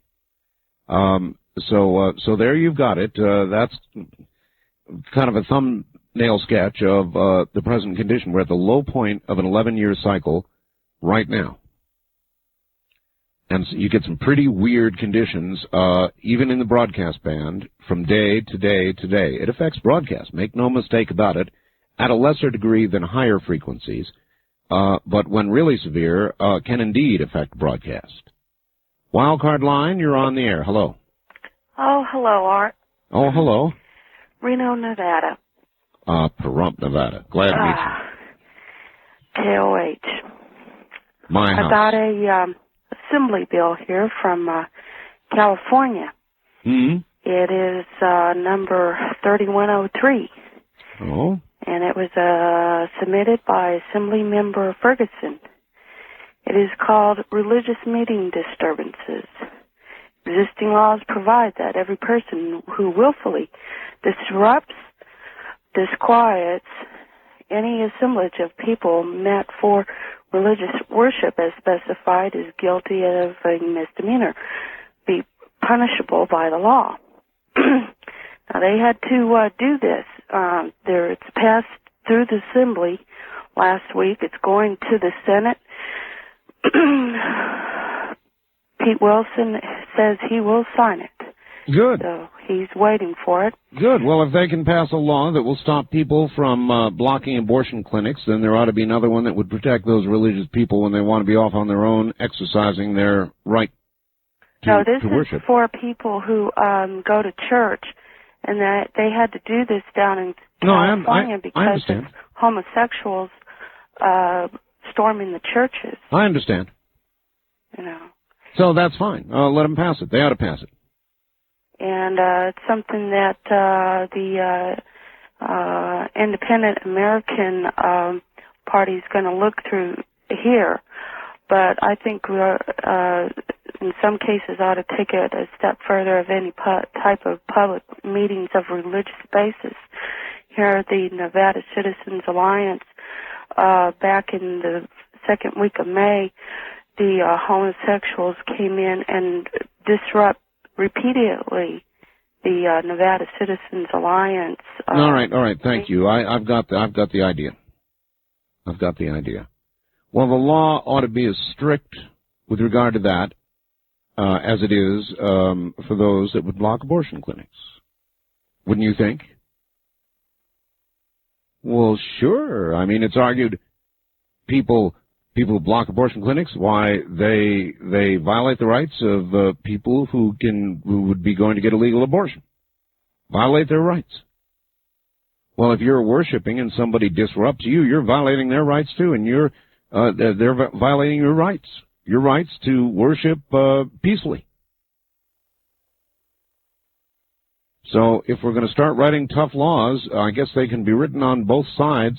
That's something everybody ought to bear in mind. Wildcard line, you're on the air. Hello, Mr. Bell. I got predictions for the 21st of this month. You do? Yeah. A cow will jump over the moon and the sky will fall. Follow the yellow brick road. I'm off to see the wizard, the wonderful Wizard of Oz. If you talk like that for even a more protracted period of time, there will be changes that will occur in you that you won't like. And you'll start to look like you sound, sir. On the wildcard line, you're on the air. Hi, Art. Hello. This is Wade calling from Littleton, Colorado. Where in Colorado? Littleton, Colorado, south of Denver, about 5 miles. All right, that'd be KNUS Denver. KNUS. And I didn't get to listen to the whole show last night, so I wanted to ask you, could you tell me what Richard Hoagland said was on the video as far as... No, sir, I'm sorry, I really can't. Other than large crystalline structures, thousands of feet high, he spent hours describing them. Well, I heard most of the show, but what I wanted to ask you was he talked about the video, but he also talked about on the radio how to send away and get negatives that blow them up so you could see the structures themselves. That's right. He spent a good half hour on telling you how to do that. I saw part of that. I heard part of that, but what I'm asking you is if you get the video or any of those pictures on there, so you can just look at them. Huh? Are any of the pictures on the video? Or do you have to just go through the process of blowing up the negatives? Well, I don't think they're available yet. So he was telling people how to get the evidence right now themselves. The video is not yet available. But what I'm asking is when the video comes out... Sir, I don't know. Oh, okay. I'm sorry, I don't know. I would presume some of those pictures certainly would be included when it comes out. Well, you have a great show. Thanks a lot. All right. No, I don't know. There was hour after hour after hour of critically important information with numbers and frame numbers and all the rest of it. And so don't be calling asking me to go over all that because I can't possibly do it. I've got the information written down, but it'd take half hour for me to do it, and we just can't do that. We'll be back. You're listening to Art Bell Somewhere in Time on Premier Radio Networks. Tonight, an encore presentation of Coast to Coast AM from June 8, 1994. You're listening to Art Bell Somewhere in Time on Premier Radio Networks. Tonight, an encore presentation of Coast to Coast AM from June 8, 1994. Good morning. Well, this has been a lot of fun this morning. Here's a fax from Jim at KIDO in Boise, Idaho. Art. Charlie is full of crap. My father, while having a heart attack in the hospital, had a near-death experience. The nurse even asked him if he felt light, floating, and as if he saw lights. He said yes. So from me to Charlie, drop dead, pal. Or put another way, I suppose, have an NDE on us. Back to Denver. Thank you for holding. Hello there. Hi. Hi. What about the chip in the ear idea? I don't know that it would. I hadn't heard about it being implanted in the ear. I'd heard about the. Well, I mean, it just goes in through the ear. You get the idea. Okay. Well, I mean, real long needle inserts it. Are you referring to the same thing that's supposed to be implanted on people's foreheads and on the back of their hand? Yeah. Okay. Yeah, I hadn't heard anything about putting it in the ear. Oh, yeah. They tie you down on a cot. They bring a needle out. Sucker's about 18 inches. Naturally, they don't put all that in, and they just inject it with a needle. Now, they've already started doing this, or? 2000s. Where? I can't talk about that. And what exactly is on this chip? Critical information about you. Tracking. Security number, address, that's birthday, right. Tracking, stuff like that. And more. Tracking information. And would they be able to track people by satellite with this? Down to an inch. And you're telling me that this has already been implanted into some people? Thousands. In the United States? You're trying to pin me down again. Oh, well, let me ask you, where did you get this information? I made it up. You made it up? I made it up. I'm kidding you. I'm taking what everybody keeps telling me and taking it to its logical conclusion, that's all.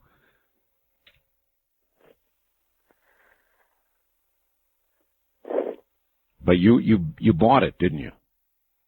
Well... Yes, you did. I could tell. From the sound of your voice. Incredulous, but believing. Maybe a little. I gotta go. Here's a fax. The unofficial Art Bell 1994 prediction list. June 9th, California. These are all 94. June 9th. California will finally slide into the Pacific. June 16th. Art Bell's cat will turn into Marilyn Monroe and reside on his lap. Now, there's the best prediction made this morning so far. June 4th. Oh, I'm sorry, July 4th. The bug that ate my face will eat Roosevelt's face off Mount Rushmore. July 16th. Shoemaker Levy 9 will generate enough N-dimensional energy to open a dimensional portal east of Pahrump, Nevada, allowing many demons to cross into this plane of reality. They will arrive with analog cellular phones, AM radios, and listen to late-night talk shows, which, in my opinion, makes them not all that bad.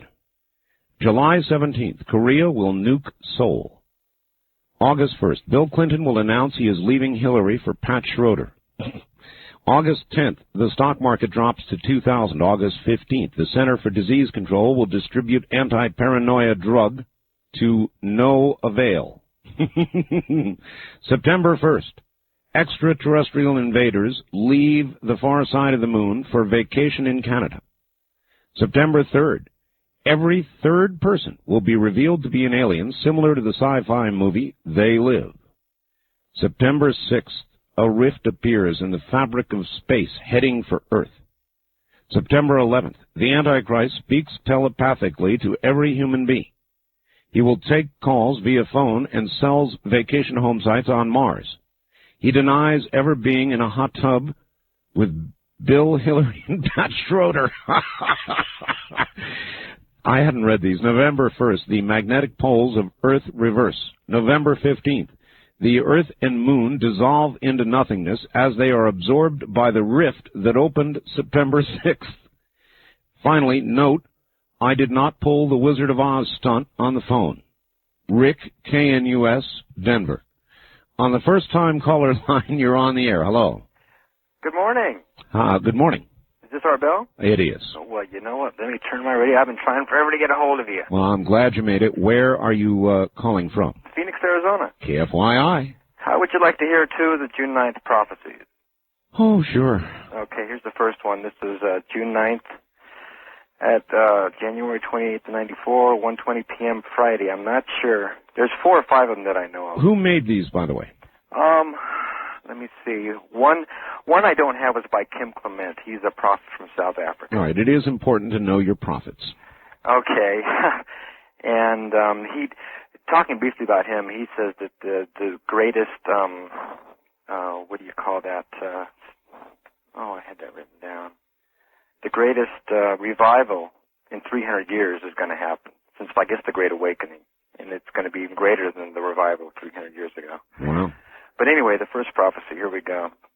It says, Father, I've been asked to seek of you a direct response to the prophecies we heard yesterday on TBN from John Hinkle, Christ Church in L.A., and John Wibner, Vineyard Ministries. Lord, it was said that 4 confirmed that on June 9th of this year, you would reveal your glory to this world. Lord, do you want to tell me about any of this? And here it goes. Yes, my beloved, I did say that to many. It will be a day such as has not been seen before. Many will turn to me for salvation and fear. Many will wish it to be at the time of my return, as they are ready and waiting. It will be my final attempt to prove to the lost and undone that I am the great I am. Yes, beloved, it will be a day of jubilee for Christians. They will see the glory of my promise. It will be awesome to all on earth. I alone can create this show of such magnitude that none can doubt. Yes, there will be devastation in places far and wide. It will exceed anything these generations have ever seen or expected. Many will be tragically affected. Many will praise to just be alive to witness. The calamity on earth will be sorrow to bear, but praises and cries to heaven will drown the griefs of man. I have waited long for mankind to give up their evil ways, yet they turn away. June 9th, they will again be reminded that I have not turned away from them, and I send an overwhelming notice of my power. Beloved, it is my world. I made it, and I can reclaim it. I have often told you I will not tolerate man's abuse much longer. That's one, and here's the other one. Well, we're not going to have time for the other one.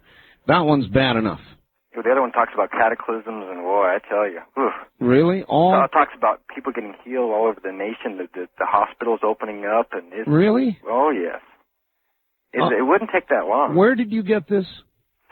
My mother attends a church called the Eagle's Nest in Phoenix, and I guess there's 6 of them in California. And Kim Clement was there, and she recorded that and typed that up, and then we heard the other one on TBN. I heard the one on TBN a couple months ago, and one of her friends heard that. And well, I'll tell you, it sure is going around like wildfire. I can't tell you how many calls I've had. I can't tell you how many faxes I've had, and all I say is this: thank you for the call. I'm glad that it's short term. Lately, the predictions we've been getting have been really good, only from the point of view that inevitably they're predicting something today or tomorrow. They're not long-term. We don't have long to wait. This apparently is going to be quite a day, or is predicted to be quite a day. So you just heard it. I have no idea what to tell you about it, except we're getting a lot of it. I'm getting a lot of mail, a lot of faxes, and so now you know the source of some of it and the specifics of some of it. I guess we shouldn't spend a lot of today sleeping, huh? Why sleep away your last few hours?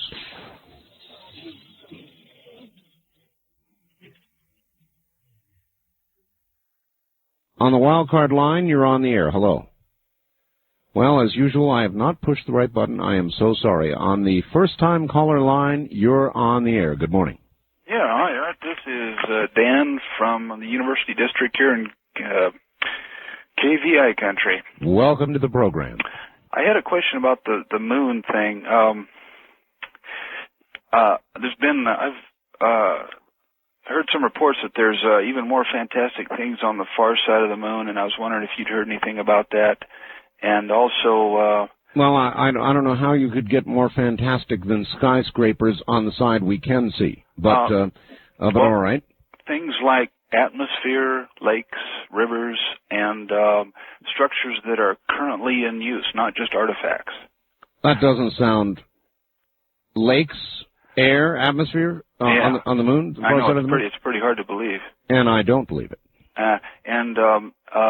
Now, George Adamski was saying that there was bases on the moon in his books that he wrote way back in the 50s. Oh, I know. It's been said for a long time, but I mean, now we've got somebody who says he's got hard evidence, so I think what he has to say bears some close examination.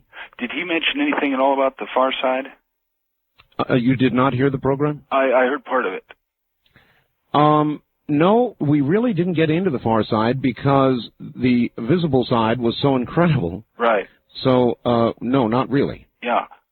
Okay, well, all right. As usual, a good show, and all right. Keep up the good work. Thank you very much for the call. All right, so what I recommend to you is get a tape of that program. That program with Richard Hoagland yesterday was, in totality, so important that, and there was so much information in it, that what I recommend to you is getting a copy of the program. That may have been a historical program. I think there's a good chance that it was. And I think Richard Hoagland has his neck out a million miles, and I don't think he'd have it out there. He's a bright guy if he didn't feel that he was on very good ground. On the toll-free line, you're on the air. Hello, Mr. Bell. Hello. Yes, my name is Dominic, and I listen to you now make it a regular nightly affair before retiring, and it's kind of hard to get a hold of you tonight, but it's my first time that I called you. Where are you, Dominic? Oh, I'm sorry. I'm in Las Vegas, KDWN. KDWN, yes. Correct, and I find your program very interesting and stimulating at times. Thank you. I'd like to comment about the couple of things that you've mentioned tonight. Government misinformation about diseases and whatnot. Well, I'm not officially accusing the government of that. It's just that I think that if it came to it, they'd lie. Well, you're correct, because I served 3 tours in Vietnam, and I got publications from back home here when I was overseas that stated that we had won certain victories when there was no such locations, and it was all misrepresentation to mislead and the American public so that the protesters against Vietnam War would have less to stand on. I also wanted to say to you, Mr. Bell, that I think the greatest enemy that this country has is Mr. Clinton and his cronies that are running around in Washington. Being a veteran myself, I would not follow Clinton into battle, let alone I'm very leery of the people wanting to serve in the United States government under this man. How can he morally justify sending anybody into a combat zone when he never was one himself? Well, he can't, and it's going to be a big, big problem. The answer is he can't, and there are going to be a lot of people like you. And I think, by the way, that you're wrong. I'm wrong about what? I don't think that you follow any president into war. I think you make a determination about whether you go to war or not, based on our national security or your sense of patriotism or a lot of different, for whatever reason you're going to muster. But I really don't think that this president, one way or the other, has much to do about it with it. I meant that solely as a theoretical comment. So far as he would not lead me per se in war, but he sure as heck can get me there. Yeah. All right. Thank you very, very much for the call. KWN Las Vegas. By the way, for those of you who get the first 2 hours of the program now, you've got a real treat coming. You've got a real treat coming because in the first 2 hours of the program, we interviewed one of the men who was one of the 6 soldiers who were in Germany who went AWOL after playing with or investigating a Ouija board. It was the doggonest story you've ever heard. They were given honorable discharges.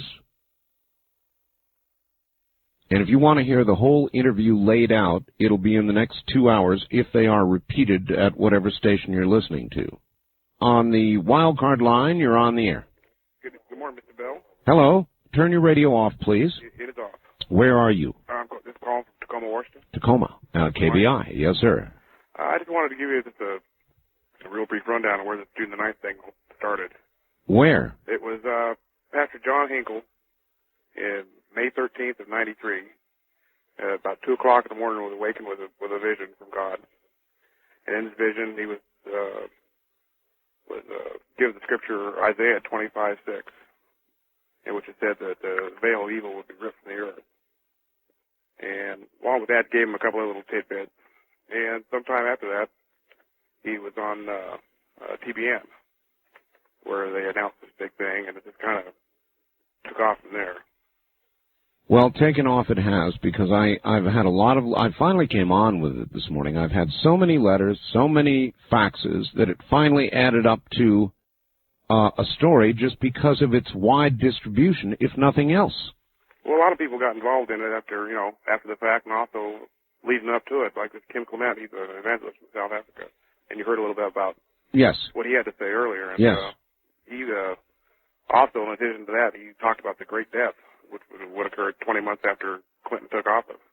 And if you do the math and everything, from the day he was inaugurated, it works out to be mid-June. So there's just a lot of these things coming together, and I think come this time tomorrow morning, a lot of people are going to be having a little different attitude. All right, sir. Out there on the left coast. All right, thank you. Well, we'll have an opportunity to find out in short order, huh? I don't know. The only thing I will say is that, yes, I feel something is coming. Don't know what it is. It's kind of that nagging feeling that you have sort of in the back of your mind. That something that keeps, working on you, that something is coming. And I think this may be enhanced in my case by listening to so many people who believe that it is coming. It's starting to go to work on me. On the toll-free line, you're on the air. Hello. Hello. Hello. Aloha, Art, calling from Honolulu, KHVH. You just made it in. We missed the last Dreamland, but we heard, Hoagland, so it kind of makes up for it. Yeah. But what happened to that lady? She said she knew a New Age defector from the movement, wrote a lot of books involved with the New Age movement and experienced bizarre activity, possibly demonic type activity. Yes. What happened to him? Well, what happened to him? Yeah, she said they report that he was murdered or something. Yeah, I didn't quite get it all either. Oh, well, I was kind of hoping maybe he might show up on your show and give another view, because we had another show before about dangers of Ouija boards, and oh yes, I think it's a danger when people open up themselves to unknown forces. You don't know what's out there. That's right. You know, you can so kind of give both sides of the story. And I think it's something has to do with the first commandment. Thou shalt not have strange gods for you, and that means opening yourselves to unknown forces, strange, fascinating things that could be, antithetical to a lot of the Judeo-Christian beliefs. Well, that's right. You can never tell what to walk in. Right, exactly. That's right. If you open a door, then something with green fangs and big teeth Well, not necessarily that. that munches on Christians in one bite. Well, have you heard of Malachi Martin? Malachi Martin, who's that? Yeah, he's been on Larry King a few times, but you could be so fortunate to have an exorcist or something like that. Someone has personal experience with things like that. He might give a testimony that there are things that beyond our understanding and they're not necessarily good, but There's no question about that. Listen, my friend, I must go. so I'll be looking forward to the first 2 hours though about that Ouija board show. It'll be coming up next, and Okay. that was a big national story. You'll find that fascinating. So enjoy that now in Hawaii, I guess. I want to thank you all. I hope I see you on June 9th, last hour. We'll have 1 hour to worry through, and then it'll be June 10th. But even then, will we be clear, because it might occur, whatever it is, right up until the 16th. Either way, I know that this may seem out of place this morning, but I'll say it anyway. Everybody out there, have a nice day. Premier Radio Networks presents Art Bell, Somewhere in Time. Tonight's program originally aired June 8, 1994. On a very weird morning. I think this is a weird morning. An earthquake, a very serious one, not from an injury or damage point of view, but from its location point of view. 8.1 down deep in the earth, 400 miles, they say, deep in the earth, below Bolivia. 8.1. Shaking the mantle, the center of the earth up. Oh, man. Korea is now threatening war with Japan. They're saying if Japan joins in the sanctions, that it, too, is risking war. We've got more news on the flesh-eating bacteria, which they say is not to be worried about. Don't you all worry. From a public health point of view, why, there's no problem here at all. Don't worry. I'm worried. On the toll-free line, you're on the air. Good morning. Good morning. Hello. Well, what a hard time. Well, you're hard guy to get a hold of. Well, I'm glad you made it in. Where are you? Phoenix. Phoenix, KFYI. Yeah. You know, Fort Huachuca Yes. here in Phoenix, Yes, they're mobilizing. For what? For Haiti. Well, that doesn't surprise me. That's another thing on this last newscast. Now, we're hearing stories. Let's see, I've heard drug dealing. I've heard the president tick off about half a dozen reasons why we might be invading Haiti. On the last newscast, they were talking about the administration moving toward an invasion. I think it's coming. Well, this Fort Huachuca, they're specialists in satellite communication. Right. So, and it's all coming together. It's just, first going to Haiti to train the men, just get a foothold. Well, I also heard another couple of things. One, they've interdicted some guns that were on the way to Haiti. And they've arrested the people who were trying to get them there, and I don't understand that at all. Not wanting to give the Haitians arms to help themselves, but yet we can send our young men over to do it. Ditto in Bosnia. I don't know if you heard that story, but our president has said, why, for a long time I thought we had to arm the Bosnians. What a pile of absolute dog poop. Yeah, he doesn't want that at all. He's got his aides up there fighting this vote that they're about to have in Congress that would force the president to adopt a policy to arm the Bosnians. He's such a liar. Now, Art, I'm going to tell you something that's going to blow your socks off. Well, my socks are already off. No, I mean...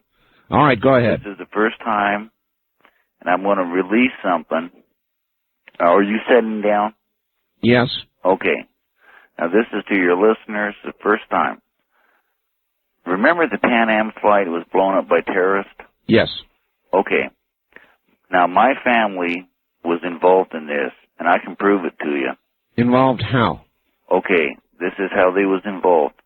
My brother-in-law worked for the CIA. They was paid $2 million to go over there and bring back the terrorist of the Pan Am flight. The Libyan government paid our government off $20 million.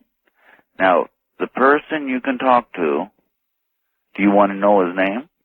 No, I don't want you to give it on the air, no. Okay. We was paid off from these terrorists, from the living $20 million. And that, when I heard that from my brother-in-law, and my sister's involved too, and she works at Fort Knox, Kentucky, I was total outraged on this. Total outraged. Well, do you believe it? Yes. I can give you yes, I believe my family. And absolutely. And I'm willing to give you their names. No, don't do that. I mean, you can do it privately if you want. All right, look, I'd be happy to talk to your brother-in-law. Can I give you privately? Come up there and bring me back? Fax it to me. Fax it to me. No, I'm not going to fax nothing. You're not going to fax nothing? No. Why not? Because that can be intercepted. Oh, baloney. Oh, it can. Well, then so can a conversation on a telephone. But Come on, get willing real. Fax. All right, thanks. I have enough of that. That's ridiculous. It's absolutely ridiculous. You say a fax can be intercepted? You're calling a radio station on a national talk show going all over the United States with what you're saying. You say, take my call off the air, and you think that couldn't be heard if they wanted to hear it? That's ridiculous. Totally ridiculous. On the wild card line, you're on the air. Hello. That's Charlie, liberal in California. Speaking of totally ridiculous, yes. It's been a disgusting, despicable night all around, I have to say. First of all, for the, I really feel sorry for those Bible thumpers who continuously think that there's going to be some apocalypse and God is coming back. It's kind of like a guy waiting for a bus that you know is never going to come. And I don't know why they can't get it through their thick... Well, Charlie, I think that's one you're never likely to ride on. I don't know why they can't get it through their thick skulls. The earth, there has always been earthquakes. I know this surprised them. The earth is in constant motion. It's always been a very violent place. Human beings have always been violent people. There will always be wars, and there will always be natural disasters. It doesn't mean anything. And as long as they sit on their duffs, like waiting for some fairy to come back and make everything better, only thing's going to happen is everything's going to get worse. They have the worst mentality of any people that I can think of. And if human beings go down the drain, they'll have something to do with it.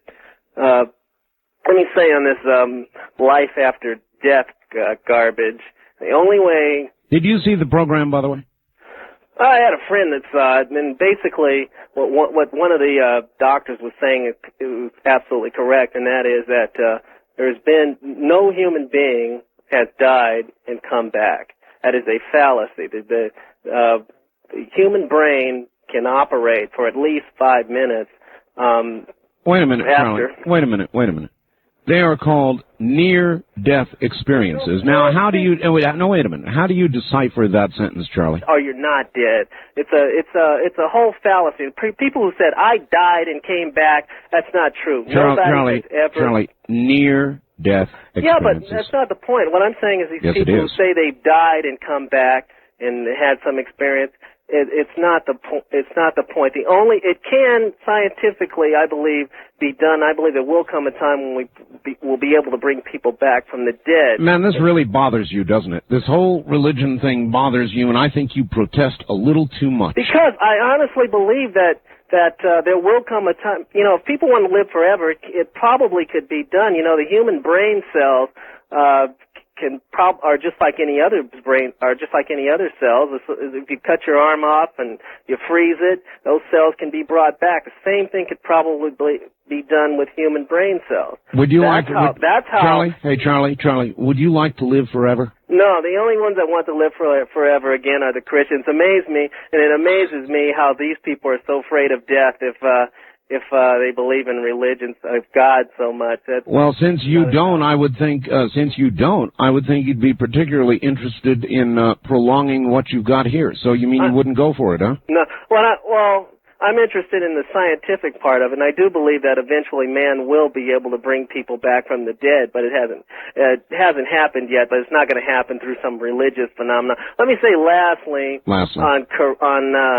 on Korea, first of all, I think the administration is doing an excellent job in this particular area. They are. What do you really like about their policy, Charlie? Well, first of all, the Koreans are lying. Okay, they're bluffing. First of all, they're not going to start a war with Japan. But what Clinton realizes is that you cannot let these guys develop nuclear bombs unchecked. So what's he going to do, Charlie?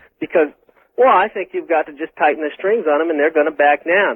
But according to your policy, what you would do is let them develop as many nuclear weapons as they want. It's true the United States could destroy them, but in an all-out attack by North Korea, if they were to develop, say, 30, 40 nuclear weapons, they could destroy Japan, which means, and our economy is tightly knitted. Wait a minute, you just said that the threat against Japan was empty. Well, it is, but it is now because they only have a handful of nuclear weapons. All right, well, I've got to go. Thank you. Look, there's no way in my mind that you can justify having a war over something they're developing inside their own border. If they use it, it's a different story, but I am unwilling to have a war to go in and take it away from them. Who are we? The guardians of the world? That's a sovereign nation, albeit one we don't like, but it is a sovereign nation. There's a very careful line drawn. It's the DMZ. If they come across that, then we have a war. Until they come across that, or use the gun they're developing, in my mind, they have not broken the law, perhaps violated a treaty, but that is not a cause for sending young men and women from this country off to perhaps die in a terrible war. One, Charles, that you have admitted you would not attend.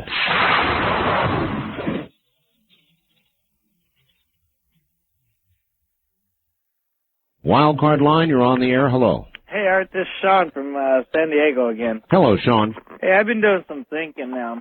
These little Koreans have been talking a little bit too much. I'm the one that was in the Marine Corps. Yes, Sean. I would go now. They're talking too much about wanting to, like go to war with Japan. That's bull. Japan's not doing nothing to them. They're just trying to protect, like Korea, South Korea. Well, look, they said they would go to war with us if we impose sanctions. They're simply applying the same measure to Japan. They're saying to Japan, if you go along with the sanctions, then you're in trouble with us too. Now, they're biting off an awfully big piece, it seems to me. Well, what's made me do the thinking is I'm sitting here working nights, and I got the American flag sitting right in front of me. And I'm looking at the red stripe thinking of all the blood that has been lost to this country. And I wouldn't mind putting my blood on the line for this country. The president, I really wouldn't want to go to war with him as commander-in-chief, but if need be, I would. I have a couple questions for you, though. Do you know? Okay, Vance was talking about something about Colorado. What is the key thing with Colorado nowadays? He's saying that... Well, he apparently felt that would be a safe place. Okay, all right, another question is, what is a sovereign state, and what does that do for Colorado compared to the other states? Well, what is a sovereign state? A sovereign state, as I mentioned it a little while ago, applies to North Korea. They are a sovereign state. Uh-huh. A sovereign nation. does that mean that they just don't pay taxes, or I'm not sure on that. I've heard. Well, with regard to Colorado, there is something called the 10th Amendment, which they have reaffirmed, which says that Colorado is not the slave of Washington, D.C., and if they mandate that Colorado do something that Colorado doesn't do, the federal government basically can go to hell. Cool. See, I'm thinking about moving out to Colorado and doing something like that. But what about the gun movement out there? Is it doing the same thing? Like they're trying to ban the guns everywhere That's going else? on nationwide, sir. Okay. All right? Well, you have a great show, and you have Thank you, and when you get to Colorado, listen for us on KNUS in Denver, 710. KNUS Denver, in the sovereign state of Colorado. On the toll-free line, you're on the air. Hello. Hi, Art. I wanted to talk. Excuse me? Well, I excuse you for what? Oh, I'm sorry. I thought I was interrupting you. I wanted to talk. I wanted to tell Charlie something from a saved Christian. I would like to tell him if he thinks that I have a bad attitude, or that we Christians have a bad attitude because we're not money mongering, self-whoring people who go out and try to have affairs with every person we meet and stay at home and be good, honest citizens, then I guess we do have a bad attitude. Well, that's telling him. Well, sure. I mean, he really has to know both sides, because I was into the New Age lie for a long time and came out of it, and I know what's going on, you know? I've been on both sides. I know the act they put on to try to get you in, and I know what they do to try to keep you in. And it's very hard to get out, but once you do, I tell you, it's not it's not anything you can describe. And Well, look, I doubt you're ever going to have to ride on the bus with Charlie. Excuse me? That's not important. Okay. All right, thank you very much for the call. Sounds like you were outside, maybe at a phone booth or something. On the wild card line, you're on the air. Hello. Mr. Bell, this is Nathan. Well, hello, Nathan. From Santa Cruz. Yes. You brought up this idea of the national ID card earlier. Well, PC Week, which is a very popular computer magazine, says it's a-coming.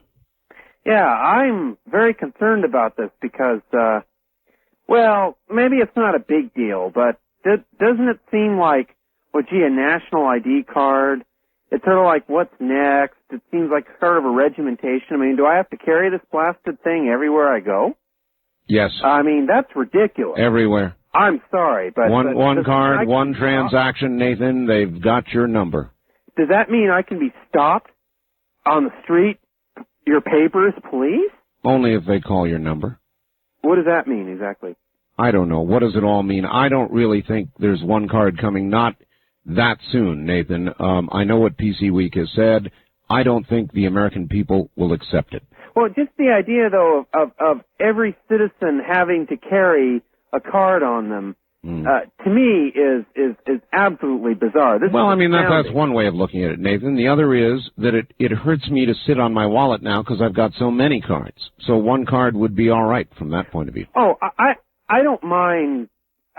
I'm just talking about this idea that you have to have this ID card that you have to carry around. Well, I'm sure that actually, Nathan, it'll be voluntary. But but see, how are you going to drive your car, or use any credit on a credit card, or make a bank transaction, or anything else that you would do in life without the card? Well, excuse me. I was thinking of maybe something I heard earlier about a mandatory national ID card. Well, no, you don't have to take it. You can go live in the woods in Idaho. But if you want to use the post office, you have to have this thing? Well, there's another one, yeah.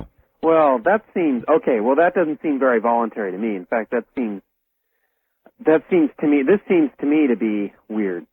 It is weird. Oh, like I always say, that's how it seems to me. All right, Nathan, bye-bye. And add to that the earthquake, Korea threatening Japan with war, flesh-eating bacteria, and any number of other things that we could document. Pending invasion in Haiti, June the 9th, Gabriel's horn. Put it all together, and what have you got? I'll be darned if I know. On the toll-free line, you're on the air. Hello. Hi. Hi. I'm calling about the guy that just called about the national ID card? Yes. Mm-hmm. I know what that is. What is it? It's the health care card. No, I don't think so. I think this one goes beyond the health care card. Maybe it even includes the health care card. In other words, it is one card for literally everything. Dealing with the federal government, one card. Have you heard about that they're talking about putting a chip inside that health care card so that they can track you by satellite? Where are you calling from?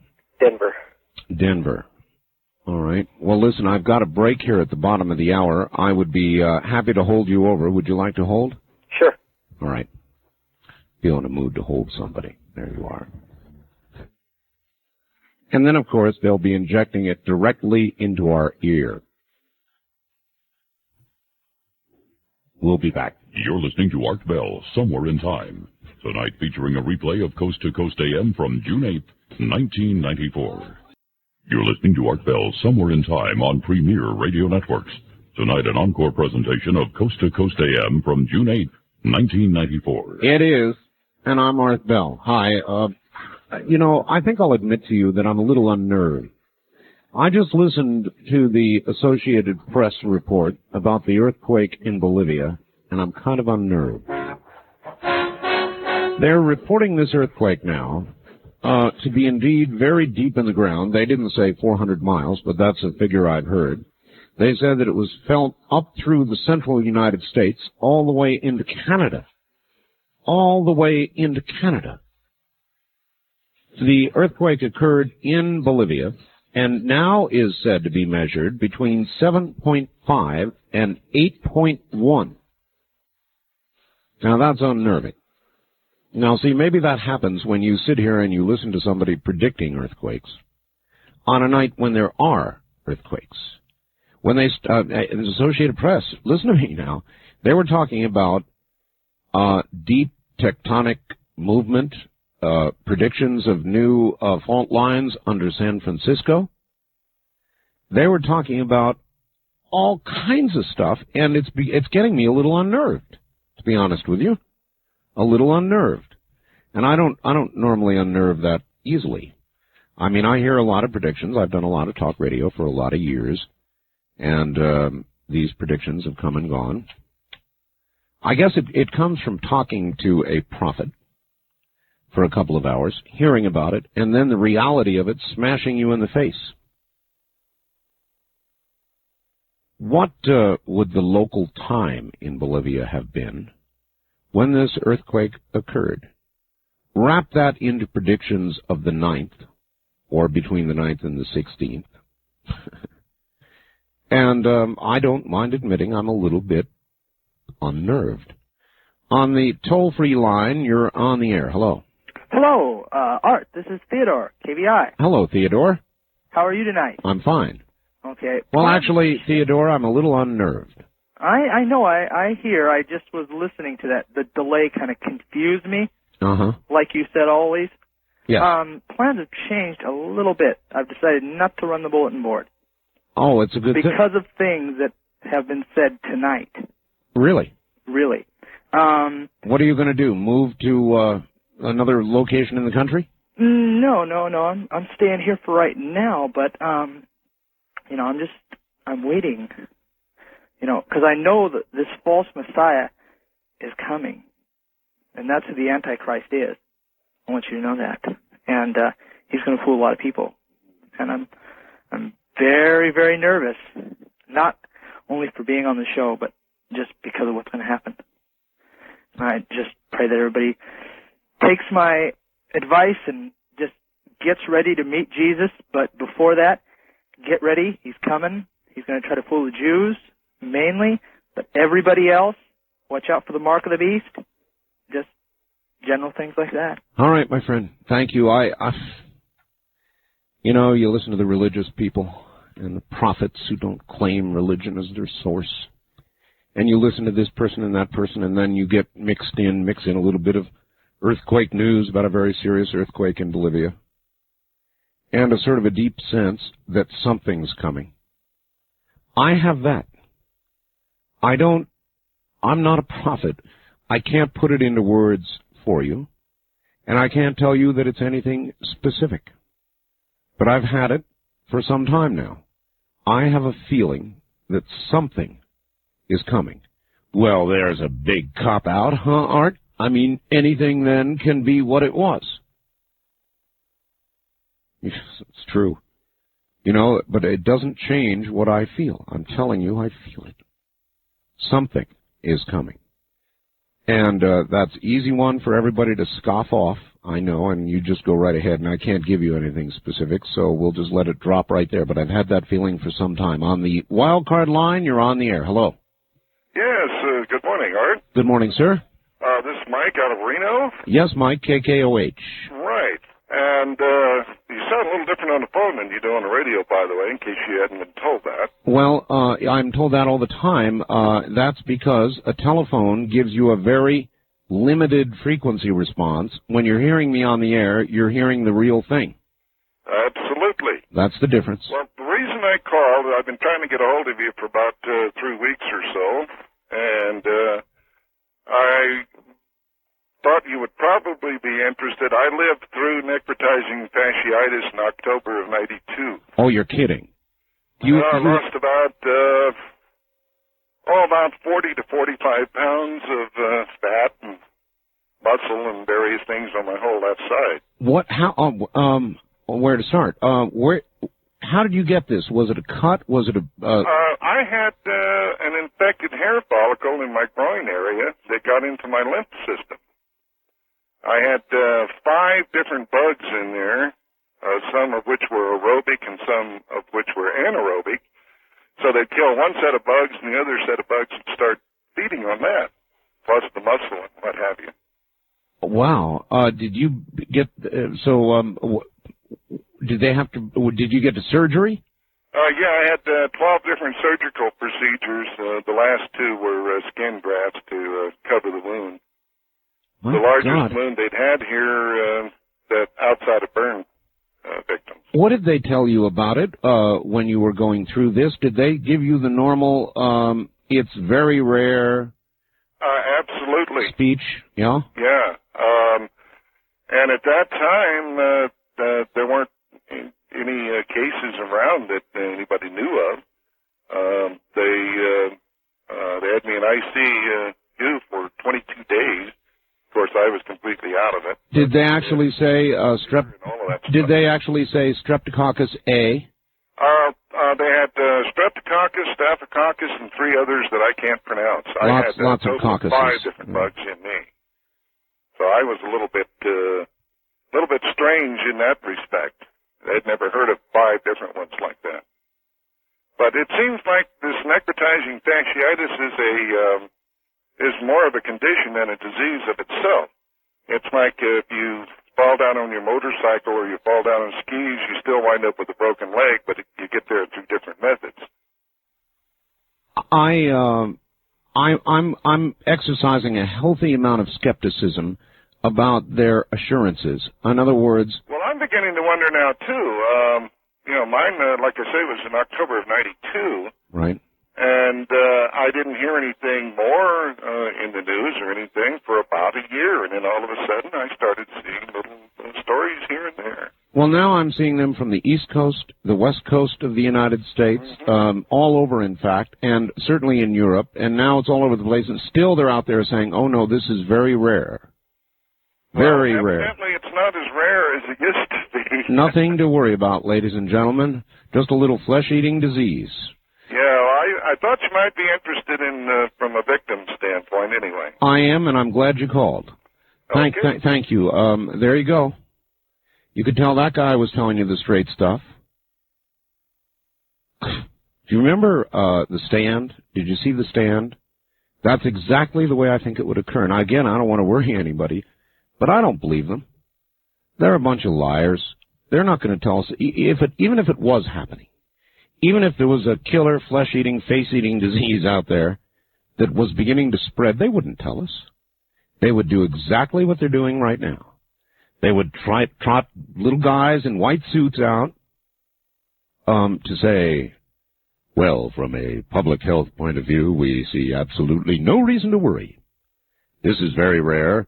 We don't expect it to spread. We don't see any increasing numbers that cause us to worry, so the general public should be assured nothing is wrong. Yeah, right. Maybe. Should I be doubting like this? Our institutions, our public health officials, would they lie to us? Damn right they would.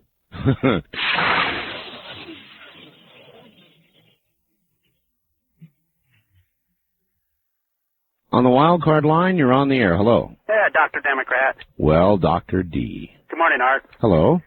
I'd like to congratulate Dr. Clinton on receiving his doctorate of civil law. It's pretty impressive. He's only the second president in history to receive a doctorate at Oxford. It was so impressive I forgot to mention it tonight. Yeah, that's quite of an achievement, you know. But also, I got a new name for Utah Beach. Utah Beach, yes? We'll call it Pebble Beach. Pebble Beach. Right, you know, Clinton built that cross out of pebbles down there. And just goes to show you how religious he is and how holy he is. I thought that was very thoughtful of him to say prayer for the people who, you know, died on Normandy. Well, you know what, Doc? It makes me sick. What's that? The whole thing makes me sick. Oh, yeah? Religious, is he? But anyhow, you know, Art, let me explain to you why the Republicans' position on health care is going to cause big government. Now, you know they're for individual mandates and not employer mandates. Well, the reality of the situation is that many individuals cannot afford health care premiums. So what's going to happen? They want to subsidize the individuals, the working poor, who cannot afford it. That's going to cause that deficit to go way up. Whereas the Democrats' plan want a co-op mandate between employer and employee. Has it ever occurred to you that you might be slowly, perhaps somebody is slowly poisoning you, Doc, day by day? Say that again, Art. I'm having a hard time hearing you. Okay, let me try it again. Has it occurred to you that day by day somebody is poisoning you? No, I'm just looking at the reality. Giving you something that's causing you to have these perverted, strange views? No, I'm just looking at the reality and what plan's the best. I mean, let's face it, the taxpayers are having to pay for health care for people who don't have a private plan right now, and they're paying high cost of emergency rooms. So I think the Democrats' plan of working it into the private sector, and people are going to have to raise their prices on consumer goods and services to pay for it. There's no question about that. But if they phase it in, it's going to be very achievable and successful. Hey, Doc. Yeah. I think employer mandates are dead. I think the president's health care plan is deader than a doornail. Well, we knew that last November. I said that last November that Clinton's not going to get everything he wants, but he's going to get a basic foundation. And at the very least, what will happen is they'll have a trigger mechanism for mandates, say 2 or 3 years down the road, 4 years. If the volunteer system doesn't work, and it won't work, then the trigger mandate will kick in. But let's face it, Republicans preach small government, but this is a prime example of hypocrisy, how their policies cause big government. And I think more and more of the American people are realizing that. And I'd like to congratulate Senator Ted Kennedy also. Oh, come on. You mean for the passage of the vote on his bill yesterday? Why, certainly. It's considered to be so liberal that it doesn't stand any chance, along with Gibbons' bill and everybody else's bill who wants employer mandates and all the rest of it. They're dead, Doc. Well, Senator dead. Kennedy, what I'd like to say is Senator Kennedy was the first chairman of the first committee to pass health care reform, and that's quite an achievement. I knew he could do it. Well, it is not passed. It's only passed a committee vote. It doesn't stand a ghost of a chance. Right, but the two committees you want to watch, there's only two important committees when you get right down to it. House Ways and Means. That's one of them, and the other one's the Senate Finance. Yep. Those are the people that got to figure out how to pay for it. Yeah, if they pass, what you want to watch for, if they pass a health care reform bill out of those two committees, let's say by July 4th or shortly after that, when they come back from recess, then you're going to have a health care reform this year. All right, thanks, Doc. I've got to go. I tell you, check your food, Doc. Feed it to your dog or something. Check it first. I'm sure they're feeding you something. You are positive on this president when it seems impossible that anybody could be so. You are a caretaker of his public image. You are his booster. You've done everything but get out there in a cheerleading outfit and go rah, rah, rah. Check your food, Doc. On the first-time caller line, you're on the air. Yeah, good morning, Art. Hello. How you doing? I'm fine. Radio Free Tacoma. Tacoma, eh? All right. Hey, Art, when we could do another weather check? Remember you did one during the wintertime? Weather? Oh, I do. Well, when we get conditions as extreme as those were, we'll do it. Now it'd be boring as hell. Yeah, I suppose it would. Everywhere it's probably, 50 or 60? 50 or 60, nice. Well, so what's surprising about that? Yeah. Hey, Art, let's talk about the NRA. All right. I received a letter a couple days ago, and... Wait a minute. Have you called before? You have. You're not allowed to call again on this line. I've never called before, Oh, Art. you've never called before? No. Oh, okay. All right. Anyway, the NRA. Yeah, I received a letter a couple days ago, and I got to reading it, and the content made me, as a member of the NRA, kind of look like an idiot. You know, it's almost like they're afraid to say, to come out front with members and tell us exactly what's going on. They run about things, and it's difficult to explain, but they don't treat you like a grown-up, you know what I mean? No, I don't. Exactly what did it say that made you feel like an idiot? Like I was friends with a guy named Jim Baker, and I've never even met him before. What? Yeah. Oh, you got a letter from the NRA saying you were friends with Jim Baker? Absolutely. Who's Jim Baker? I don't know. I'm not exactly sure. But anyway, This sounds a little too strange. Why is that? Well, because why would the NRA write to you about being friends with anybody? Okay, I'll fax you the letter then, Art. I've got your fax I'm number. just asking you a question. I'm not exactly sure why. But anyway, the letter goes on and continues to say some of the stances that the NRA, the upcoming legislation that's coming as far as the Senate and the House. Yes. And, and that's all straightforward and stuff, and that they want my contribution and things like that. But it was just the beginning of the letter just kind of struck me as it's just like an eye catcher. And I was really disappointed in that. I like everything else about the NRA. I'd like to see LaPierre come on your program.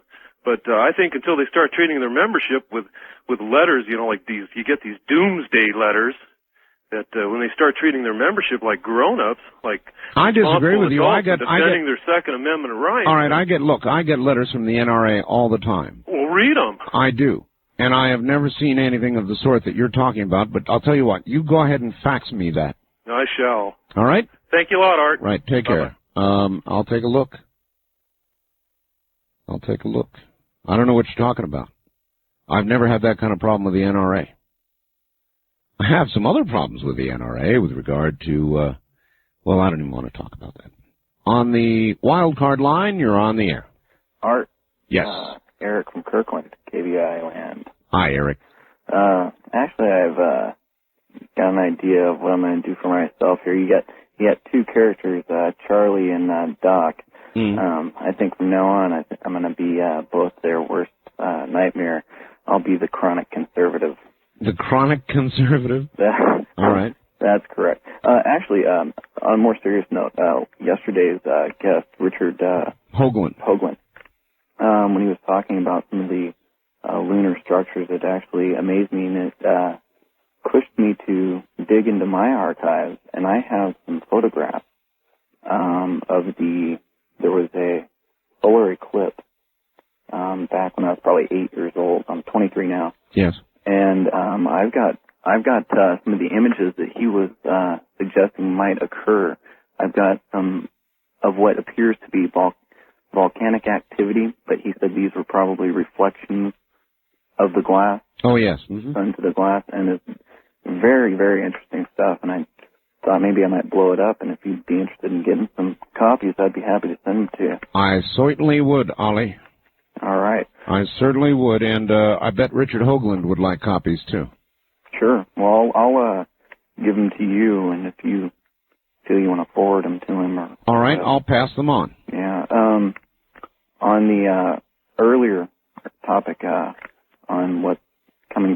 future, I had a prediction, actually. I thought you might like to hear. Remember how he said... All right, you've got to make it quick. We're almost out of time. Okay. Well, my prediction is by the year 1997, I believe, first of all, that 1996 will be our last president. By 1997, I'm predicting that there may be a civil war. I'm thinking that if Colin Powell runs in 96, he'll win, and some idiot's going to take a shot at him in 97, creating a civil war. All right, sir, thank you. Well, God, that'd be an awful thing to have happen. Elect your first black president. Some fool takes a shot at him. We'll be back. You're listening to Art Bell, Somewhere in Time. Tonight featuring a replay of Coast to Coast AM from June 8, 1994.